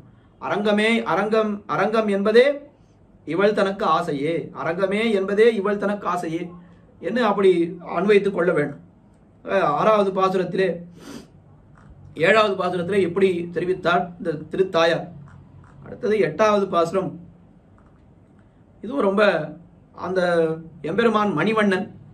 அந்த மணிவண்ணன் என்ன பண்ணிட்டான், என்னுடைய பெண்ணனுடைய மணி நிறத்தை கொண்டு போய்விட்டான் என்று கதறுகிறாள் திருத்தாயார். தொண்டெல்லாம் நின்னடியே தொழுதுயுமா கண்டு தான் கணபுரம் தொழப் போயினாள் வண்டுலாம் கோதையன் பேதை மணி நிறம் கொண்டுதான் கோயின்மை செய்வது தக்கதே. கோயின்மை செய்வது ராஜநீதியில இதெல்லாம் சேருமா? இதெல்லாம் தப்பில்லையா? இதெல்லாம் தகுமா எம்பெருமானுடைய பெருமைக்கு என்று கேட்கிறாள் திருத்தாயார். தொண்டெல்லாம் நின்னடியே தொழுது சகல பக்தவர்க்கங்கள் சகல பக்தர்களும் உனது திருவடியை எம்பெருமானுடைய திருவடிகளையே சேவித்து உய்யுமா கண்டு அந்த உய்ந்து போவதை கண்டு எல்லா பக்தர்களும் உஜ்ஜீவனத்தை அடைகிறார்கள். எதை கொண்டு அடைகிறார்கள்? எம்பெருமானுடைய திருவடியை தொழுது உஜ்ஜீவனத்தை அடைகிறார்கள். இதை பார்த்துட்டே இருக்கா இந்த பரகால் நாயகி. நிறைய பேர் வராளே, எம்பெருமானை சேவிக்கிறார்கள், அவர்கள் உஜ்ஜீவனத்தை அடைகிறார்கள். சரி, இதான் நல்ல வழி, நாமும் இதையே பண்ணிடுவோம் அப்படின்னு முடிவு பண்ணான். தான் கணபுரம் தொழ போயினாள். சரி, கணபுரம் தொழுவதற்காக அவள் என்ன பண்ணாள்? திருக்கணபுரத்தை சேவிப்பதற்காக அவள் சென்றாள். ஆனால் அங்க போனா என்ன ஆயிடுத்து அப்படின்னு கேட்டா, எத்தனையோ பேர் வந்து சேவித்தா, அத்தனை பேருக்கும் நல்ல உஜ்ஜீவனத்தை கொடுத்தான் அந்த எம்பெருமான் சௌரி பெருமான். ஆனால் இவளுக்கு மட்டும் என்ன பண்ணிட்டான்னா, போய் சேவித்த உடனே இவளுடைய மணிநிறம் வண்டுலாம் கோதையன் பேதை, வண்டுகள் உலாவ பெத்த மயிர்முடியை உடையலான என்னுடைய பேதை என்னுடைய குழந்தை மணிநிறம் கொண்டுதான் அந்த மேனி நிறத்தை அவன் அபகரித்து கொண்டு போய்விட்டான். மற்றவாளுக்கெல்லாம் அவளுக்கு புதுசா உஜ்ஜீவனத்தை கொடுத்தான் எம்பெருமான். இல்லாத உஜ்ஜீவனத்தை அத்தனை பேருக்கும் கொடுத்தான். ஆனா இவளுக்கு என்ன பண்ணிட்டான்னா, இவளிடத்துல இருந்த மணி நிறத்தை தான் கவர்ந்து விட்டான், தான் கொண்டு போய் விட்டான். இது நியாயமா? இது தான் கோயின்மை செய்வது தக்கதே. கோயின்மை என்னால் ஒரு ராஜாவானவர் அவர் பண்ண வேண்டியதுன்னு ஒரு சில கடமைகள் சில தர்மங்கள் இல்லையா? அப்படி இல்லாமல் இவர் அந்த ராஜநீதிக்கு கட்டுப்படாமல் இவர் ஏதோ ஒன்று பண்ணிட்டு இருக்காரு. இது நியாயமா? இது கோயின்மை செய்வது தக்கதே என்று இந்த 8வது பாசுரத்திலே கேட்கிறாள். இந்த 8வது நிறைய பாசுரங்கள்ல பேதை பேதைன்ற வார்த்தை வந்துட்டே இருக்கு. பரகால் நாயகிக்கு என்ன பருவம்? இந்த பதிகத்தை பரகால் நாயகியுடைய திருத்தாயார் அருளி செய்யும் பொழுது பரகால் நாயகிக்கு என்ன பருவம்னு ஒரு கேள்வி. அந்த கேள்விக்கு பதில் சொல்ல போகிறது தான் இந்த 9வது பாசுரம். பரகால் நாயகியினுடைய பக்தி எப்பேற்பட்ட பக்தி, அவள் எப்படிப்பட்ட ஒரு பக்தைன்றத இந்த பாசுரம் மூலம் நாம் தெரிந்து கொண்டு விடலாம். இந்த பாசுரத்தை நாம் அனுபவிப்பதற்கு முன்னால பராங்குச நாயகிக்கு இதே மாதிரி ஒரு நிலைமை ஏற்பட்டிருந்தது. அந்த பாசுரத்தை பார்த்துட்டு இந்த பாசுரத்தை பார்த்தா தான் நமக்கு நன்னா புரியும். பெரியவாச்சான் பிள்ளையே இந்த வியாக்கியானத்தில் அவதாரிக்கையில் அந்த பாசுரத்தை தான் முதல்ல அவதாரிக்கையில் வியாக்கியானம் பண்ணிட்டு தான் இந்த பாசுரத்துக்கு வியாக்கியானம் பண்றார். திருவிருத்தத்தில் இருக்கக்கூடிய 60வது பாசுரம். முலையோ முழுமுத்தும் போந்தில அப்படின்னு ஒரு பாசுரம். இந்த பாசுரத்தை முதல்ல என்னன்றதை பார்த்துடுவோம். முலையோ முழுமுத்தும் போந்தில மொய்பூங்குழல் குறிய கலையோ வரையில்லை நாவோ குழரும் கடல் மண்ணெல்லாம் விலையோவெனமிடிருங்கன் இவள் பரமே பெருமான் மலையோ திருவேங்கடமென்னு கற்கின்ன வாசகமே. இது திருவிருத்தத்தில் இருக்கக்கூடிய பாசுரம். பராங்குச நாயகியை பத்தின பாசுரம் இது. அந்த பராங்குச நாயகி என்ன பண்ணுகிறாள் அப்படின்னு அவளுடைய திருத்தாயார் சொல்லக்கூடிய ஒரு பாசுரம். பராங்குச நாயகியானவளுக்கு முலையோ முழுமுத்தும் போந்தில, இன்னும் ஸ்தலங்கள் அவளுக்கு முழுவதாக தோன்றவில்லை. மொய்பூம் குழல் குறிய, அவருடைய அந்த கூந்தலானது அடர்ந்த அந்த கூந்தலானது இன்னும் குறிய, இன்னும் கொஞ்சம் குட்டையாவே இருக்கு. அந்த காலத்துல ஸ்திரீகள்லாம் பார்க்கும் பொழுது கால் வரைக்கும், பின்னங்கால் வரைக்கும் அந்த கூந்தலானது வரும், முழங்கால் வரைக்கும் வரும்னு எல்லாம் சொல்லுவா. ஆனா அந்த அளவுக்கெல்லாம் வரல பராங்குச நாயகிக்கு. இதெல்லாம் பராங்குச நாயகியை பத்தின விஷயம், ஞாபகம் வச்சுக்கணும். அப்ப மொய்பூங்குழல் குறிய கலையோ அறையில்லை. ஆடை எப்படி இருக்கு அப்படின்னா, ஆடை இடுப்புல உடுத்தினாக்கா நிக்கவே மாட்டேன்றது, அது விழுந்துட்டே இருக்கு ஆடை. அதுக்கு இப்ப இந்த 1000 பெல்ட் போடுறாள், அந்த மாதிரி ஏதாவது போட்டு கயிறை போட்டு கட்டி வச்சாதான் ஆடை நிக்கிறது. சாதாரணமா ஆடை நிக்கவே மாட்டேங்கிறது. அதுக்கு மேலே கலையோ வரை இல்லை நாவோ குழரும். அந்த நாக்கு எப்படி இருக்கிறதுனால் இன்னும் ஸ்பட்டமாக வார்த்தை சொல்ற அளவுக்கு அவளுக்கு பருவம் வரவில்லை. என்ன, இன்னும் அந்த கொச்சை போகவே இல்லை, இந்த குழந்தைக்கு இருக்கக்கூடிய மழலை போகவே இல்லைன்னு சொல்றான். அப்போ முலையோ முழுமுத்தும் போந்தில மொய்பூங்குழல் குறிய கலையோ வரையில்லை நாவோ குழரும். ஆனால் அவள் என்ன பண்றா அப்படின்னா, கடல் மண்ணெல்லாம் விலையோவென மிளிரும் கண். அவளுடைய அந்த கண்ணில் இருக்கக்கூடிய அந்த ஒரு பிரகாசத்தை பார்த்தால் கடல் சூழ்ந்த உலகம் முழுவதும் இந்த கொடுத்தா கூட இந்த கண்ணுடைய பெருமைக்கு தக்கதாக இருக்காது அப்படின்னு, கடல் மண்ணெல்லாம் விலையோவென மிளிரும் கண் அப்படி நோக்குகிறாள் இந்த பராங்குச நாயகியானவள். அவள் என்ன பண்றா அப்படின்னா, பெருமான் மலையோ திருவேங்கடம் என்று கற்கின்ன வாசகமே. அப்படிப்பட்ட பருவத்திலே இருக்கிறவள் இன்னும் தன்னைத்தானே பார்த்து கொள்ற அளவு கூட அவளுக்கு பருவம் வரவில்லை. முலையோ முழுமுத்தும் போந்தில மொய்பூங்குழல் குறிய கலையோ அறையில்லை நாவோ குழரும். இப்படி இருக்கிற பருவத்துல அவள் பண்ணக்கூடிய காரியம், பராங்குச நாயகியானவள் பண்ணக்கூடிய காரியம் என்ன அப்படின்னா, திருவேங்கடம் என்று கற்கின்ன வாசகமே. திருவேங்கடம் திருவேங்கடம்னு சொல்ல பழகி கொண்டு இருக்கிறாள். திருவேங்கடம் எப்ப பார்த்தாலும் அவள் என்ன பண்ணிட்டு இருக்கான்னா, திருவேங்கடம் திருவேங்கடம் திருவேங்கடம்னு அதையே சொல்ல பழகி கொண்டிருக்கிறாள். இன்னும் திருவேங்கடம்னு சொல்ற அளவுக்கு வாய் கூட அவளுக்கு ஸ்பஷ்டமாக ஆகவில்லை, மழலையாத்தான் பேசிட்டு இருக்கா. இன்னும் முலையோ முழுமுத்தும் போந்தில மொய்பூம் குழல் குறிய கலையோ வரையில்லை நாவோ குழரும். ஆனால் திருவேங்கடம் என்று கற்கின்ன வாசகமே, திருவேங்கடம் என்கிற அதை சொல்லணும்னு அவள் ஆசைப்பட்டு கொண்டிருக்கிறாள் என்று பராங்குச நாயகிக்கு ஏற்பட்டிருந்த நிலைமை. இப்போ இந்த பாசுரத்தை பார்க்கும் பொழுது ஒரு சின்ன ஆராய்ச்சி மாதிரி நம்ம பண்ணுவோம். முலையோ முழுமுத்தும் போந்தில மொய்பூங்குழல் குறிய கலையோ வரையில்லை நாவோ குழரும். எத்தனை வயசு இருக்கும் பராங்குச நாயகிக்கு? இந்த நிலைமை திருவேங்கடம் என்று கற்கின்ன வாசகமேன்னு சொல்லும் பொழுது எத்தனை வயசு இருந்திருக்கலாம் அப்படின்னா, அந்த அடையாளங்கள் எல்லாம் பார்க்கும் பொழுது ஒரு 10லிருந்து 12 வயசு சொல்லலாம், இல்லை 10 வயசுன்னு வச்சுப்போம். ஒரு சித்தமா 10 வயசுன்னு வச்சுப்போம். 10 வயசுல பராங்குச நாயகியானவள் என்ன பண்ணுகிறாள்னால், திருவேங்கடம் திருவேங்கடம் என்ன அதை சொல்லணும்னு ஆசைப்படுகிறாள். இது பராங்குச நாயகியனுடைய நிலைமை. இப்ப பரகால நாயகியனுடைய நிலைமை என்னன்னு பார்ப்போம். இவள் என்ன பருவம், இவள் என்ன பண்ண முயற்சிக்கிறாள் அப்படின்னு பார்ப்போம். இது 9வது பாசுரம், ரொம்ப முக்கியமான பாசுரம் இது. முல்லையிலே இந்தில கூழை முடிகொடா தெள்ளியள் என்பதோர் தேசிலள் என் செய்கேன் கள்ளவிழ் சோலை கணபுரம் கைதொழும் பிள்ளை என்று என்ன பெறுவரே. இவளுக்கு என்ன இருக்கு அப்படின்னா, முல்லையிர் ஏந்தில, இன்னும் பல்லு கூட முளைக்கவில்லை. அவளுக்கு முலையோ முழுமுத்தும் போந்திலன்னு சொன்னா அது 10 வயசு. இப்ப பல்லு முளைக்கவில்லைன்னு சொன்னா இப்ப 10 வயசா? எப்ப பல்லு முளைக்கும் குழந்தைகளுக்கு? 2லிருந்து 3 வயசுக்குள்ள பல்லு முளைக்கிறதுன்னு பார்க்கிறோம் இல்லையா? 2 வயசுல பல்லு மொத்த பற்களும் முளைக்கின்றன. அப்ப இவளுக்கு என்ன நிலைமை இருக்கிறது? முள்ளையிர் ஏந்தில 2 வயசு. பரகால நாய் பராங்குச நாயகிக்கு திருவேங்கடம் என்று கற்கின்ற வாசகமேன்னு சொல்லும் பொழுது 10 வயசுன்னு பார்த்தோம். ஆனா இவளுக்கு என்ன வயசு? இப்போ திருக்கண்ணபுரத்து எம்பெருமானிடத்துல இந்த பரகால நாயகிக்கு ஈடுபாடு ஏற்பட்டிருக்கிறதுனால் அது எத்தனை வயசு? 2 வயசு 3 வயசு, அவ்வளவுதான். முள்ளையிர் ஏந்தில கூழை முடிகொடா, இன்னும் அவளுடைய அந்த கூந்தல் எடுத்து முடியும்படியாக வளரவில்லை.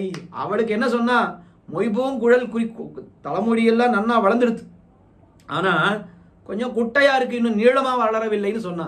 அது 10 வயசு. பரகால நாயகிக்கு என்ன அப்படின்னா, கூழை எடுத்து முடிகிற அளவு கூட இன்னும் வளரல, அப்படியே பிசிறு பிசிறா நிக்கிறது. கூழை முடிகொடா தெள்ளியல் என்பதோர் தேசிலல் என் செய்கேன். இன்னும் அந்த 2 வயசுல குழந்தைகளுக்கு என்ன தெரியும்? அம்மா யாருன்னு தெரியும், அவ்வளவுதான். அதுக்கு மேல யாரும் தெரியாது. யாருன்னா யாரு அதை வந்து கொஞ்சம் வந்திருக்கா, யார் இது பண்ண வந்திருக்கா, எதுவுமே தெரியாது. அது குழந்தைக்கு யாரு சாப்பாடு போட வந்திருக்கா, எதுவுமே தெரியாது. தெள்ளியல் என்பதோர் தேசிலல் என் செய்கேன். அந்த விவேகம் கூட அவளுக்கு வந்தது, இன்னும் வரவில்லை. ஆனால் அந்த விவேகம் கூட வராத ஒரு காலத்திலே அவள் என்ன பண்றா? கள்ளவிழ் சோலை கணபுரம் கைதொழும் பிள்ளையை. கள்ளவிழ் சோலை, மது பெருகுகின்ற சோலைகளை உடைய திருக்கண்ணபுரம், கணபுரம் என்று யாராவது சொன்னா, திருக்கண்ணபுரம் சௌரி பெருமாள் எம்பெருமான்லாம் கூட யாரும் பேசலையாம். யாரோ 2 பேர் பேசி போயிட்டு இருக்கா.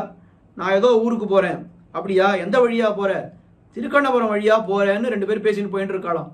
அந்த திருக்கண்ணபுரம் என்கிற வார்த்தை காதிலே செவிப்பட்டவாறே இந்த குழந்தை என்ன பண்றது? பரகால் நாயகியாகிற குழந்தை கணபுரம் கைதொழும் பிள்ளையை அப்படியே கையெடுத்து, கண்ணபுரம்ன்ற வார்த்தை கேட்ட உடனே நம்ம எல்லாம் கோஷ்டியில திருவாய்மொழி அனுசந்தானம் பண்ணும் பொழுது என்ன பண்றோம்? என் மண்டலம் சுத்திகதம் பிரணமந்தி விப்ராஹா அப்படின்னு சொன்னாங்க. குருகூர் சடகோபன் அப்படின்ற வார்த்தையை கேட்கும் பொழுது நம்மையும் அறியாமல் சின்ன வயசுல இருந்தே பழகி இருந்தால் குருகூர் சடகோபன் வரும்பொழுது கை கூப்பிடணும்னு சொல்லி கொடுத்துருப்பா. அதுக்கப்புறம் இப்ப குருகூர் சடகோபன் வருது, அதனால நம்ம கை கூப்பிடணும் நம்ம நினைக்கவே வேண்டாம். அது தன்னடையே நம்மையும் அறியாமலே குருகூர் சடகோபன் வந்தா கை கூப்பிடும். அப்படி அது அந்த சின்ன வயசுலேருந்தே அந்த பழக்கம் வந்துடும். ஆனா அந்த பழக்கம் வரத்துக்கு கொஞ்ச நாள் ஆகும். ஆனா இந்த குழந்தை, இந்த பரகால நாயகியாகிற குழந்தை பேதை பேதை பேதைன்னு சொல்லிட்டே வந்தா கீழே எல்லாம். வண்டுலாம் கோதையன் பேதை பேதைன்னு. நான் பேதைன்னா அது ரொம்ப பொதுவான ஒரு வார்த்தை. எத்தனை வயசுன்னு நம்மளால சரியா மதிப்பு போட்டு சொல்ல முடியாது. 3 வயசுக்கும் பேதைன்னு சொல்லலாம், 5 வயசையும் பேதைன்னு சொல்லலாம், 7 வயசையும் பேதைன்னு சொல்லலாம். ஆனா அந்த பேதை பருவம் எப்படிப்பட்ட பேதை பருவம் அவளுக்கு பரகால நாயகிக்கு இருக்கிறது அப்படின்னா, முள்ளையில் ஏய்ந்தில பல் முளைக்காத பேதை பருவம் அப்படின்னு காட்டிட்டா பாருங்க. அப்ப பல் முளைக்காத காலத்திலே பக்தி எவ்வளவு முளைத்து எவ்வளவு பெரிய மரமாக அந்த பக்தியானது வளர்ந்திருக்கிறது என்று பார்த்தால் எவ்வளவு விசேஷம். பராங்குச நாயகிக்கு 10 வயசுலே இருக்கக்கூடிய அனுபவம் பரகால நாயகிக்கு 2 வயசுலேயே இருக்கிறது. அப்ப நம்மாழ்வார் பொதுவா நமக்கு என்ன அபிப்பிராயம் அப்படின்னா, திருமங்கை ஆழ்வார்னா ரொம்ப வாழ்வழியால் மந்திரங்கோள் மங்கையர்கோன், ரொம்ப அவர் கடுமையானவர், வாசிவல்லீர் இந்தளூரீர் வாழ்ந்தே போம் நீரே அப்படி இப்படிலாம் பேசினவர், ரொம்ப கடுமையானவர்னு நம்ம திருமங்கை ஆழ்வார் நினைத்து கொண்டிருக்கிறோம். நம்மாழ்வார் அந்த மாதிரிலாம் பேசல. அவர் பாட்டு சாதுவா ஒரு புளிய மரத்துல உட்கார்ந்துட்டு இருந்தார். அவர் ரொம்ப கடுமையா பேசக்கூடியவர் கிடையாது. திருமங்கை ஆழ்வார் தான் கடுமையா பேசக்கூடியவர்னு சொல்றோம். ஆனா உண்மையான ஸ்திதி என்ன அப்படின்னு பார்த்தால், அவரவர்களுடைய பாசுரங்களை கொண்டு ஆராய்ந்து பார்த்தால், இன்னொருத்தர் சொல்லவே வேண்டாம், அவரவர்களுடைய பாசுரத்தை கொண்டு ஆராய்ந்து பார்க்கும் இடத்திலே என்ன தெரியுதுன்னா, நம்மாழ்வாருடைய பக்தியை காட்டிலும் திருமங்கை ஆழ்வாருடைய பக்தி ரொம்ப விஞ்சி நிற்கிறது. அதுவும் அவருக்கு ஏற்பட்ட பக்தி என்பது, அந்த பராங்குச நாயகிக்கு ஏற்பட்ட பக்தி என்பது 10 வயசுல ஏற்பட்ட பக்தி. பரகால நாயகிக்கு ஏற்பட்ட பக்தியானது 2 வயசுல ஏற்பட்ட பக்தி. அவருடைய பக்தி 10 வயசுலதான் அவர் வாச்சிக வியாபாரத்தை பண்ணுகிறார். அதுவும் ரொம்ப அழகா பெரியவாச்சான் பிள்ளை காட்டியிருக்கிறார். என்ன சொல்றாருன்னா, 10 வயசுல திருவேங்கடம் என்று கற்கின்ன வாசகமே திருவேங்கடம் திருவேங்கடம் என்று வாச்சிகமாக சொல்ல பழகி கொண்டிருக்கிறார். ஆனா பரகால நாயகி இன்னும் பல்லே முளைக்கல, வாயால திருக்கண்ணபுரம்லாம் சொல்ல முடியாது. ஆனா அந்த பருவத்திலே கூட திருக்கண்ணபுரம்ன்ற வார்த்தை காதுல கேட்டுதானால் என்ன பண்றது? இந்த குழந்தை பரகால நாயகியாகிற குழந்தை கணபுரம் கை தொழும். கணபுரம்னு யாராவது சொன்னா 100 முறை அவ கணபுரம்னு சொன்னாலும் 100 முறையும் கை தொழுதுண்டே இருக்கு இந்த பரகால நாயகியாகிற குழந்தை. அப்படிப்பட்ட அந்த பரகால நாயகியாகிற குழந்தையை கணபுரம் கைதொழும் பிள்ளையை பிள்ளையன் என்ன பெறுவரே. ரொம்ப அழகா இந்த பாசத்துக்கு நம்ம காலட்சேபம் கேட்டவாகிட்ட அர்த்தம் கேட்கணும். ஆனால் அவாவா இஷ்டத்துக்கு தோணின அர்த்தம்லாம் சொல்லுவோம். பிள்ளையை கலவரம் கைதொழும் பிள்ளையை பிள்ளையன் என்ன பெறுவரே, அவர் தான் பிள்ளை, மற்றவாள்லாம் பிள்ளையே கிடையாதுன்னு அர்த்தம் சொல்லிட்டு போயிடுவா. நான் அப்படி அர்த்தம் வியாக்கியானம் அப்படி பண்ணவில்லை. கணபுரம் கைதொழும் பிள்ளையை பிள்ளையன் என்ன பெறுவரோ என்ன அர்த்தம். 2 வயசாக இருந்தாலும் என்ன ஒரு அடியவர்னு ஒருத்தர் ஆகிவிட்டார்னால் அவர் நம்முடைய வயத்திலே பிறந்தார், நம்முடைய குழந்தைன்னு அவரை நினைக்கக்கூடாது. அவரை என்ன நினைக்கணும் அப்படின்னா உயர்ந்த பாகவதோத்தமர். அவரிடத்துல ஸ்ரீபாதித்த தீர்த்தம் சேர்த்துக்கிறது கூட நாம தயங்கக்கூடாது. இந்த ஸ்ரீவைஷ்ணவ சம்பிரதாயத்தில் மட்டுமே இருக்கக்கூடிய ரொம்ப ஒரு பெரிய அனுஷ்டானம். பொதுவாக நம்ம போய் யாரையாவது சேவிக்கணும்னு சொன்னா கூட, சுவாமி நீர் பெரியவரா, நான் அவர் பெரியவரா, பெரியவா தான் சின்னவா தான் பெரியவாளை சேவிக்கணும், பெரியவா சின்னவாளை சேவிச்சுட்டா அது தவறு, அது ஏதோ தோஷம் எல்லாம் சொல்றா. ஆனால் ஸ்ரீவைஷ்ணவ சம்பிரதாயத்தில் அப்படி கிடையவே கிடையாது. பொதுவாக ஒரு இதில் போய் ஒரு அக்ஷத ஆசீர்வாதம் கல்யாணம் உபநயனத்துக்கு போகிறோம்னா அக்ஷதை வாங்கும்பொழுது எல்லாரும் சொல்லுவா, ஐயோ சுவாமி அவருக்கு சஷ்டியத்து பூர்த்தி ஆடுது, எனக்கு இன்னும் 50 வயசு தான் ஆடுது, அடியன் அக்ஷதை சேர்க்கக்கூடாது அப்படின்னு சொல்லுவா. அந்த மாதிரிலாம் கிடையவே கிடையாது. கணபுரம் கைதொழும் பிள்ளையை சஷ்டியத்தை பூர்த்தி ஆனால் கூட நல்ல ஞானம் ஒரு ஸ்ரீவைஷ்ணவருக்கு 15 வயசுல இருக்குன்னு சொன்னா அவர் கூட அக்ஷதை சேர்க்கலாம், தப்பே. அப்படிதான் நம்மளுடைய சம்பிரதாயத்தில் சொல்லியிருக்கா. யார் பெரியவர் யார் சின்னவர்னெல்லாம் பார்க்கவே வேண்டாம். கணபுரம் கைதொழும் பிள்ளையை பிள்ளையன் என்ன பெறுவரோ, அவள் என்ன நம்மளோட வயத்துல பிறந்த பிள்ளைன்னு அந்த பந்தத்தை இட்டு அவளை பார்க்க முடியுமான்னு உயர்ந்த ஸ்ரீவைஷ்ணவர் என்றுதான் அவர்களை பார்க்க வேண்டும். விளக்கொளியை மரதகத்தை திருத்தன்காவில் வெக்காவில் திருமாலை பாட கேட்டு வளர்த்ததனால் பயன் பெற்றேன் வருகவென்று மடக்கிளியை கைகூப்பி வணங்கினாளேன்னு இதே பரகால் நாயக்கி பின்னாடி அவளுக்கு நடந்ததுன்னு தாயார் சொல்ல போகிறாள். அப்படி கிளிய போய் யாராவது கைகூப்பி சேவிப்பாளா? ஆனா பரகால் நாயக்கி சேவித்தாள். எப்படின்னா அவளுடைய நிலைமையே இப்படித்தானே இருக்கு.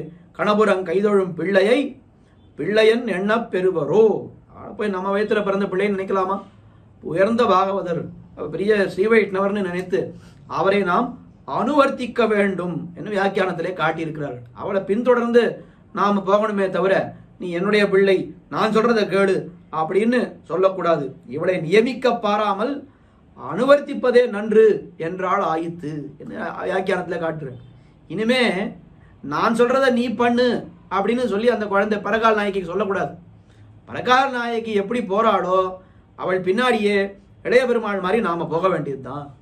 ஏன்னா இவளை முன்னாடியே சொல்லி பாணனார் திண்ணம் இருக்க இனி இவள் நானுமோ, இனிமே இவளை மீழ்க்க முடியாதுன்னு தெரிஞ்சு போயிடுத்து.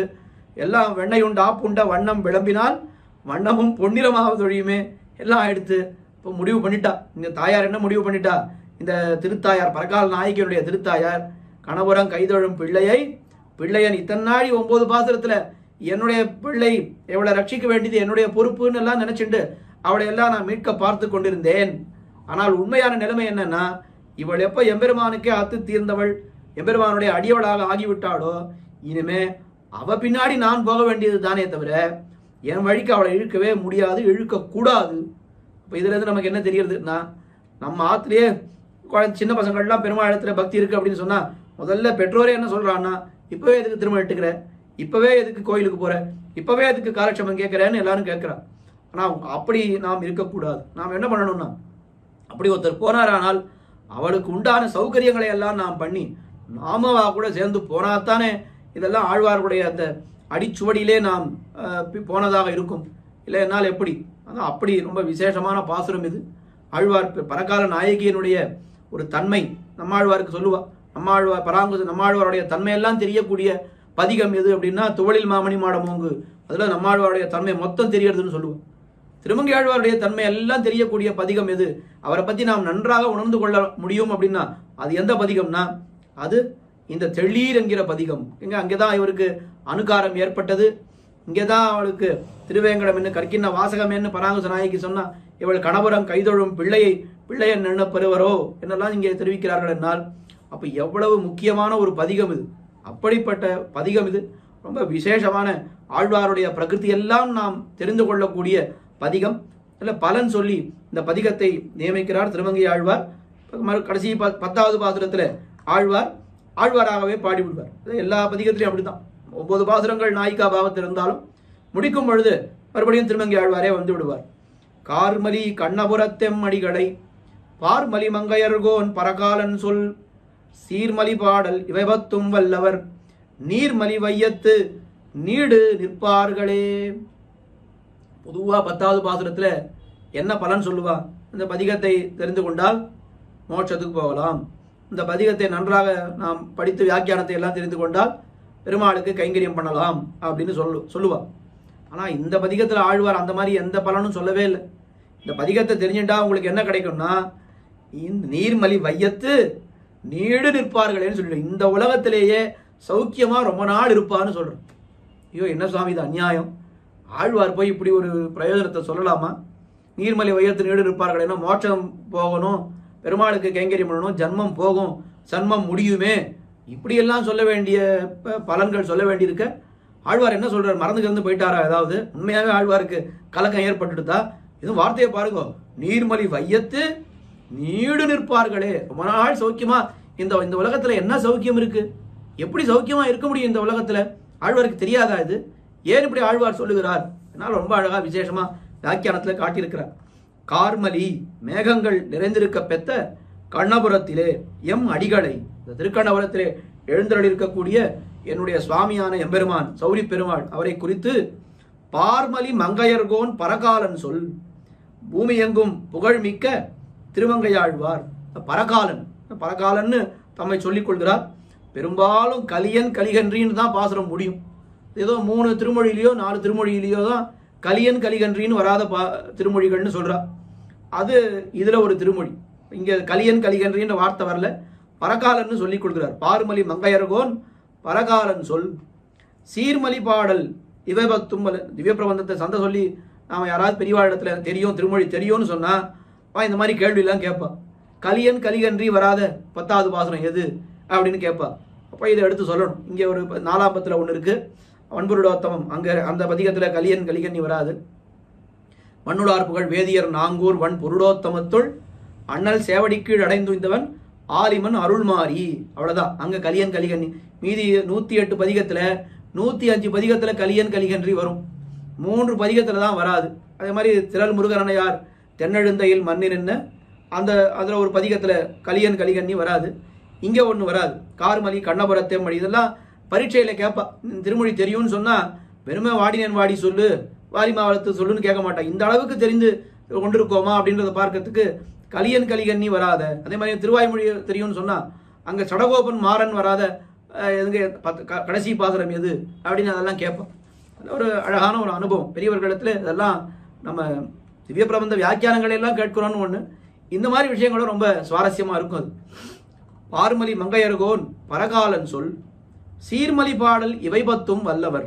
இந்த பதிகத்தை வல்லவர், இந்த 10 பாசுரத்தை வல்லவர்கள் அவளுக்கு என்ன பலன் கிடைக்கும்னா, கடல் சூழ்ந்த வையத்திலே நீர்மலி வையத்து நீடு நிற்பார்களே, இந்த பூமியிலே ரொம்ப நாள் இருக்க பெறுவர்கள் அப்படின்னு சொன்னார்.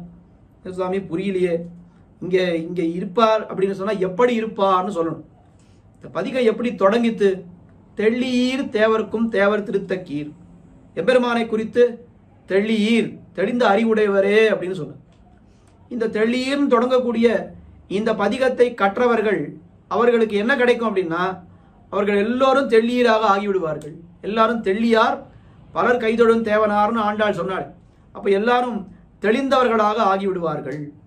தெளிவது அப்படின்னா என்ன? இங்க தெளிந்து என்ன தெளிவு நமக்கு ஏற்படும்னா, பகவானும், அதாவது என்ன சொல்றது, பகவானே உபாயம் பகவானே உபேயம் என்கிற தெளிவு ஏற்பட்டுவிடும். அந்த தெளிவு ஏற்பட்டு விட்டதானால் அதுக்கப்புறம் நாம பண்ணக்கூடிய காரியம் என்ன?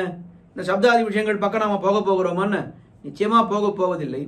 அப்ப இந்த ஊரே என்ன ஆயிடும்னா, ஊரே அந்த இதுவே வைகுந்தமாகும் தாம் ஊரெல்லாம் அப்படின்னு நம்மாழ்வார் சொன்னா போல இந்த ஊரே வைகுந்தம் போல ஆயிடும்.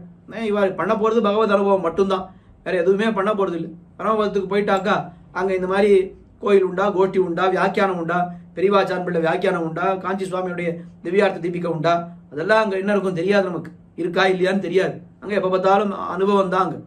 அங்க இதையெல்லாம் அனுபவித்துக் கொண்டு இங்கே இருப்பதுதான், ராம குணங்களை அனுபவித்துக் கொண்டு ராமநாமத்தை கேட்டுக்கொண்டு இங்க இருக்கிறது தான் எனக்கு பிடிக்கும். பாவோ நானியத்திர கச்சதின்னு திருவடி சொன்னாரு. பரமபதம் கொடுக்குறேன்னும் போது யாராவது வேண்டான்னு சொல்லுவாளோ? ஆனா திருவடி வேண்டான்னு சொன்னார். எனக்கு இங்கதான் இருக்கிறது எனக்கு பிடிக்கும். பாவோ நானியத்திர கச்சதி என்று ராமகுணங்களை கேட்டு அத்தாலே பூர்ணனாய் அவன் அத்தேசத்தே இருந்தா போலே தெள்ளீரை இங்கே பாட கேட்டு பூர்ணராய் இருக்க பெறுவார்கள் என்று. இந்த தெள்ளீரை கேட்டுட்டே இருக்கணும். நாம எப்படி இருக்கணும்? தெள்ளீராக நாம் இருக்க வேண்டும். இதுதான் இந்த பதிகத்திற்கு பலன் என்று சொல்லி, இங்க பதிகத்துக்கு பலன் என்னன்னா, நீர்மலி வையத்து நீடு நிற்பார்களே. நீடு நிற்பார்களே அப்படின்னா சப்தாதி விஷயங்களை மண்டி நீடு நிற்பார்களேன்னு இல்லை. இங்க இருக்கும் பொழுதே இந்தளத்திலே தாமரை பூத்தார் போல இங்கேயே பகவானுடைய அனுபவங்கள், பகவத் குணானுபவங்களை பண்ணிக்கொண்டு வெகு காலம் வாழ்வார்கள் என்று பலன் சொல்லி இந்த பதிகத்தை தலை கட்டுகிறார் திருமங்கை ஆழ்வார். இப்போ யோசித்து பார்த்தால் 1.5 மணி காலத்துக்கு மேலே இங்கே சொல்லியிருந்தாலும் எனக்கு என்ன தோன்றதுன்னா, நிறைய விஷயம் விட்டுட்டேன்னு தான் தோன்றது. இன்னும் நிறைய சொல்லணும். ஆனால் நமக்கு இருக்கக்கூடிய சக்திக்கும் அவகாசத்துக்கும் ஏத்தார் போலே சில விஷயங்களை விண்ணப்பித்தேன். இப்போ திருமங்கை ஆழ்வார் பாசுரம்னா ரொம்ப தனி ரகமாக அமைந்திருக்கிறது. நம்முடைய ஜீயர் சுவாமிக்கும் எந்த ஆழ்வார் ரொம்ப பிடிக்கும்னு கேட்டால் சுவாமிக்கு திருமங்கை ஆழ்வார் தான் ரொம்ப பிடிக்கும். அதில் அப்படி திருமங்கை ஆழ்வாருக்கு பிடித்த திவ்யதேசம்னு சொன்னால் அது திருக்கண்ணபுரம் ரொம்ப முக்கியமான திவ்யதேசம். அடியேன் முதலிலேயே சொன்னா போலே அஷ்டாட்சர மந்திரத்தினுடைய அர்த்தத்தை எல்லாம் திருக்கண்ணபுரத்து எம்பெருமானை பெற்றார், எம்பெருமானிடத்திலே பெற்றார். அதனால் 8ஆம் பத்து முழுக்க திருக்கண்ணபுர எம்பெருமானுக்கு கொடுத்து விட்டார், சமர்ப்பித்து விட்டார் என்று பார்க்கிறோம். அதிலேயும் இந்த தெள்ளீர் என்கிற திருமொழி கோயில் திருமொழி. அடியன் இது வரைக்கும் திருமொழியில 4-5 பதிகம் சொன்னேன். ஆனால் கோயில் திருமொழியா ஒரு பதிகமும் கிடைக்கல. அடியனுக்கு அந்த பாக்கியம் கிடைக்கல. இன்னைக்கு அந்த பாக்கியமும் அடியனுக்கு கிடைத்து விட்டது. ஒரு கோயில் திருமொழி பதிகத்தை நம்ம ஆழ்வாரோட திருமங்கை ஆழ்வாருடைய பரகால நாயகியினுடைய பாவத்தில் இருக்கக்கூடிய பதிகம், அதுக்கு மேலே ஆழ்வார் அனுகாரம் பண்ணின பதிகம், ஆழ்வார் திருவே அந்த கணபுரம் கைதொழும் பிள்ளை என்ன பெறுவரே என்ன அப்படி சொல்லக்கூடிய விசேஷமான அனுபவங்கள் இருக்கக்கூடிய பதிகம் அடியனுக்கு கோல் விழுக்காட்டாலே கிடைத்தது என்று சொன்னால் இது பெரிய பாக்கியம் என்றுதான் ஆச்சாரியர்களுடைய கிருபையும் குறிப்பாக ஜீயர் சுவாமியினுடைய ஒரு அபிமானமும் தான் இதுக்கு காரணம் என்று திண்ணமாக நம்பி இருக்கிறேன். அடியேன் கேட்கிற உங்களுக்கும் அடியனுக்கு ஒரு சின்ன ஒரு விஞ்ஞாபனம். எல்லாரும் நிறைய கேட்கிறா, சுவாமி இதை கேட்டேன் அதை கேட்டேன்னு பல பேர் நமக்கு வாட்ஸ்அப்லையும் இதுலையும் மெசேஜ் போடுறா, ஃபோனில் சொல்கிறா. ஆனால் என்ன ஒரு சின்ன விண்ணப்பம் அப்படின்னா, உங்களுடைய அனுபவத்தை எந்த அடியனுடைய உபன்யாசத்துக்கு மட்டுமே சொல்லலை, இந்த பொதுவாக திவ்ய பிரபந்த தாரால யார் உபன்யாசம் பண்ணாலும் உங்களுடைய அனுபவத்தை அந்த யூடியூப்லேயே நீங்கள் கமெண்டாக போட வேண்டியது என்ன ஒரு சின்ன பிரார்த்தனை இங்கே வைக்கிறேன். பல காரணங்கள் உண்டு. ஆனால் எல்லா உபன்யாசகரோடையும் நாம் நேரே தொடர்பு கொண்டு பேச முடியுமா அப்படின்னா அவள் பேசுவாளா, நம்பர் இருக்கா, இது இருக்கா, அதெல்லாம் நமக்கு தெரியாது. அதனால எல்லோருடைய தொடர்பும் நமக்கு இருக்கான்னு தெரியாது. அப்போ உபன்யாசகர்கள் நாங்களும் உபன்யாசம் பண்ணுறவாளும் ஏதோ கேமராவை பார்த்து பண்ணிடுறோம். இது உண்மையாகவே ஜனங்களுக்கு ஸ்ரோதாக்களுக்கு இது பிடிச்சிருக்கா பிடிக்கலையா, குறைகள் இருந்தாலும் தெரிவிக்கலாம், தவறே கிடையாது. குறைகள் இருந்தால் திருத்திக்க போகிறோம். அப்படி குறையோட அடியன் போன்றவர்கள் தான் குறையோட சொல்ல போகிறோமே தவிர மேலே மற்ற சுவாமிகள்லாம் நன்னா குறையே சொல்ல முடியாத அளவுக்கு தான் சுவாமிகள்லாம் சொல்லிட்டு இருக்கா. அதனால் உங்களுடைய அந்த கருத்து ஃபீட்பேக் என்ன அப்படின்றத அந்த கமெண்ட்ஸ்லேயே எல்லாரும் போட வேண்டியது. எதுவும் போடலைன்னா கூட ஸ்ரீமதே ராமானுஜாய நமஹ, ஆழ்வார் எம்பெருமானார் ஜீயர் திருவடிகளே சரணம் அப்படின்ற கமெண்ட்டையாவது நீங்கள் போடலாம். இது என்ன காரணம்னா, நம்மளுடைய ஃபீட்பேக்கு உபன்யாசகர்களுக்கு தெரியறது, மடத்து நிர்வாகிகளுக்கு தெரியறது, ஜீயர் சுவாமிக்கும் அதெல்லாம் போய் சேர்றதுன்னு ஒரு காரணம். இந்த யூடியூபினுடைய அல்காரிதம்னு ஒன்று இருக்குது. எந்த வீடியோவுக்கு நிறைய கமெண்ட் வருதோ அது நன்னா இன்னும் ரீச் ஆகும். அப்போ நம்மளால் முடிந்தது இந்த கமெண்ட்ஸ் எல்லாம் அவளுக்கு அந்த ரெக்கக்னிஷன், டெக்ஸ்ட் ரெக்கக்னிஷன் சாஃப்ட்வேர் அல்காரிதம்லாம் வச்சுருக்கா. அது எந்த லாங்குவேஜில் நம்ம போட்டாலும் அதை படித்து அதுக்கேற்றாற் போலே அதை கொண்டு அது சிமிலர் இன்ட்ரெஸ்ட் இருக்கிறவளுக்கு அந்த வீடியோவை கொண்டு போய் அது ரெக்கமெண்ட் பண்ணுன்றதெல்லாம் யூடியூபினுடைய எல்லாம் டெக்னிக்கல் டீட்டெயில்ஸ். அது இப்போ நாம் என்ன பண்ணணும் அப்படின்னா, நிச்சயமாக எல்லோரும் முழுக்க கேட்கக்கூடிய அத்தனை பேரும் எல்லா உபன்யாசங்களுக்கும் இந்த விஷயங்கள் இன்னைக்கு சுவாமி சாதித்திருந்தார், ரொம்ப அழகாக இருந்தது. எல்லாரும் நிறைய பேர் பர்சனலாக வந்து வாட்ஸ்அப் மூலமாக ஃபோன் மூலமாக சொல்கிறா, இல்லைன்னு சொல்லலை, நிறைய பேர் சொல்கிறா, எல்லாருக்கும் அதே மாதிரி சொல்கிறா. ஆனால் இதை வந்து இன்னும் நிறைய பேருக்கு போய் சேரணும் அப்படின்னா அதிலேயே நாம் கமெண்ட்ஸாக போட்டாக்கா இன்னும் நிறைய பேருக்கு போகுமோ என்று இப்படியே இங்கே இந்த யூடியூப்பில் நல்ல எக்ஸ்பீரியன்ஸ் உள்ள வாழ்றதுலாம் பேசிகிட்டு இருந்தேன். அவர்கள் சொன்ன ஒரு சின்ன ஒரு டிப்ஸ் தான் இது. அதை தான் அடியன் உங்களுக்கு எல்லாம் தெரிவிக்கிறேன். அதனால் நிறைய கமெண்ட்ஸ் எல்லாம் நம்ம அதில் போடணும். இன்னும் நிறைய பேர் இந்த காலக்ஷேபங்களை எல்லாம் உபன்யாசங்களை எல்லாம் கேட்க வேண்டும், நிறைய பேர் கேட்க வேண்டும். ஒரு நாளும் விடாமல் எல்லாவற்றையும் கேட்க வேண்டும். அதுக்கு மேலே முழுவதுமாக கேட்க வேண்டும். இந்த 3 பிரார்த்தனைகளோடு அடியனுடைய இந்த உபன்யாசத்தை நிறுத்திக் கொள்கிறேன். இது எல்லாவற்றையும் ஏற்பாடு பண்ணியிருக்கக்கூடிய ஜீயர் சுவாமி அவர் இன்னும் நீர்மலி வையத்து நீடு நிற்க வேண்டும் என ஆழ்வார் இங்கே பலன் சொன்னா போலே ஜீயர் சுவாமி நீர்மலி வையத்து நீடு நின்று இந்த உலகத்தை எல்லாம் திருத்தி பணி கொண்டு இன்னும் பல பேரை எம்பெருமான திருமகள் கேள்வனுக்கு ஆக்க வேண்டும் என்கிற பிரார்த்தனையோடு அடியனுடைய வார்த்தைகளை முடித்துக் கொள்கிறேன். பிருந்தாரண்ய நிவாசாய பலராமானுஜாயச்ச ருக்மிணி பிராணநாதாய பார்த்தசூதாய மங்களம். ஸ்ரீமதே ரம்யஜா மாத்ரு முனீந்திராய மகாத்மனே ஸ்ரீரங்கவாசினே பூயாத் நித்யஸ்ரீர் நித்யமங்களம். பற்பமெனத்திகள் பைங்கழலும் தன் பல்லவமே விரலும். பற்பமெனத்திகள் பைங்கழலும் தன் பல்லவமே விரலும். பாவனமாகிய பைந்துவராடை பதிந்த மருங்கழகோ. பாவனமாகிய பைந்துவராடை பதிந்த மருங்கழகும். முப்புரி நூலோடு முன்கையில் ஏந்திய முக்கோல் தன்னழகும்.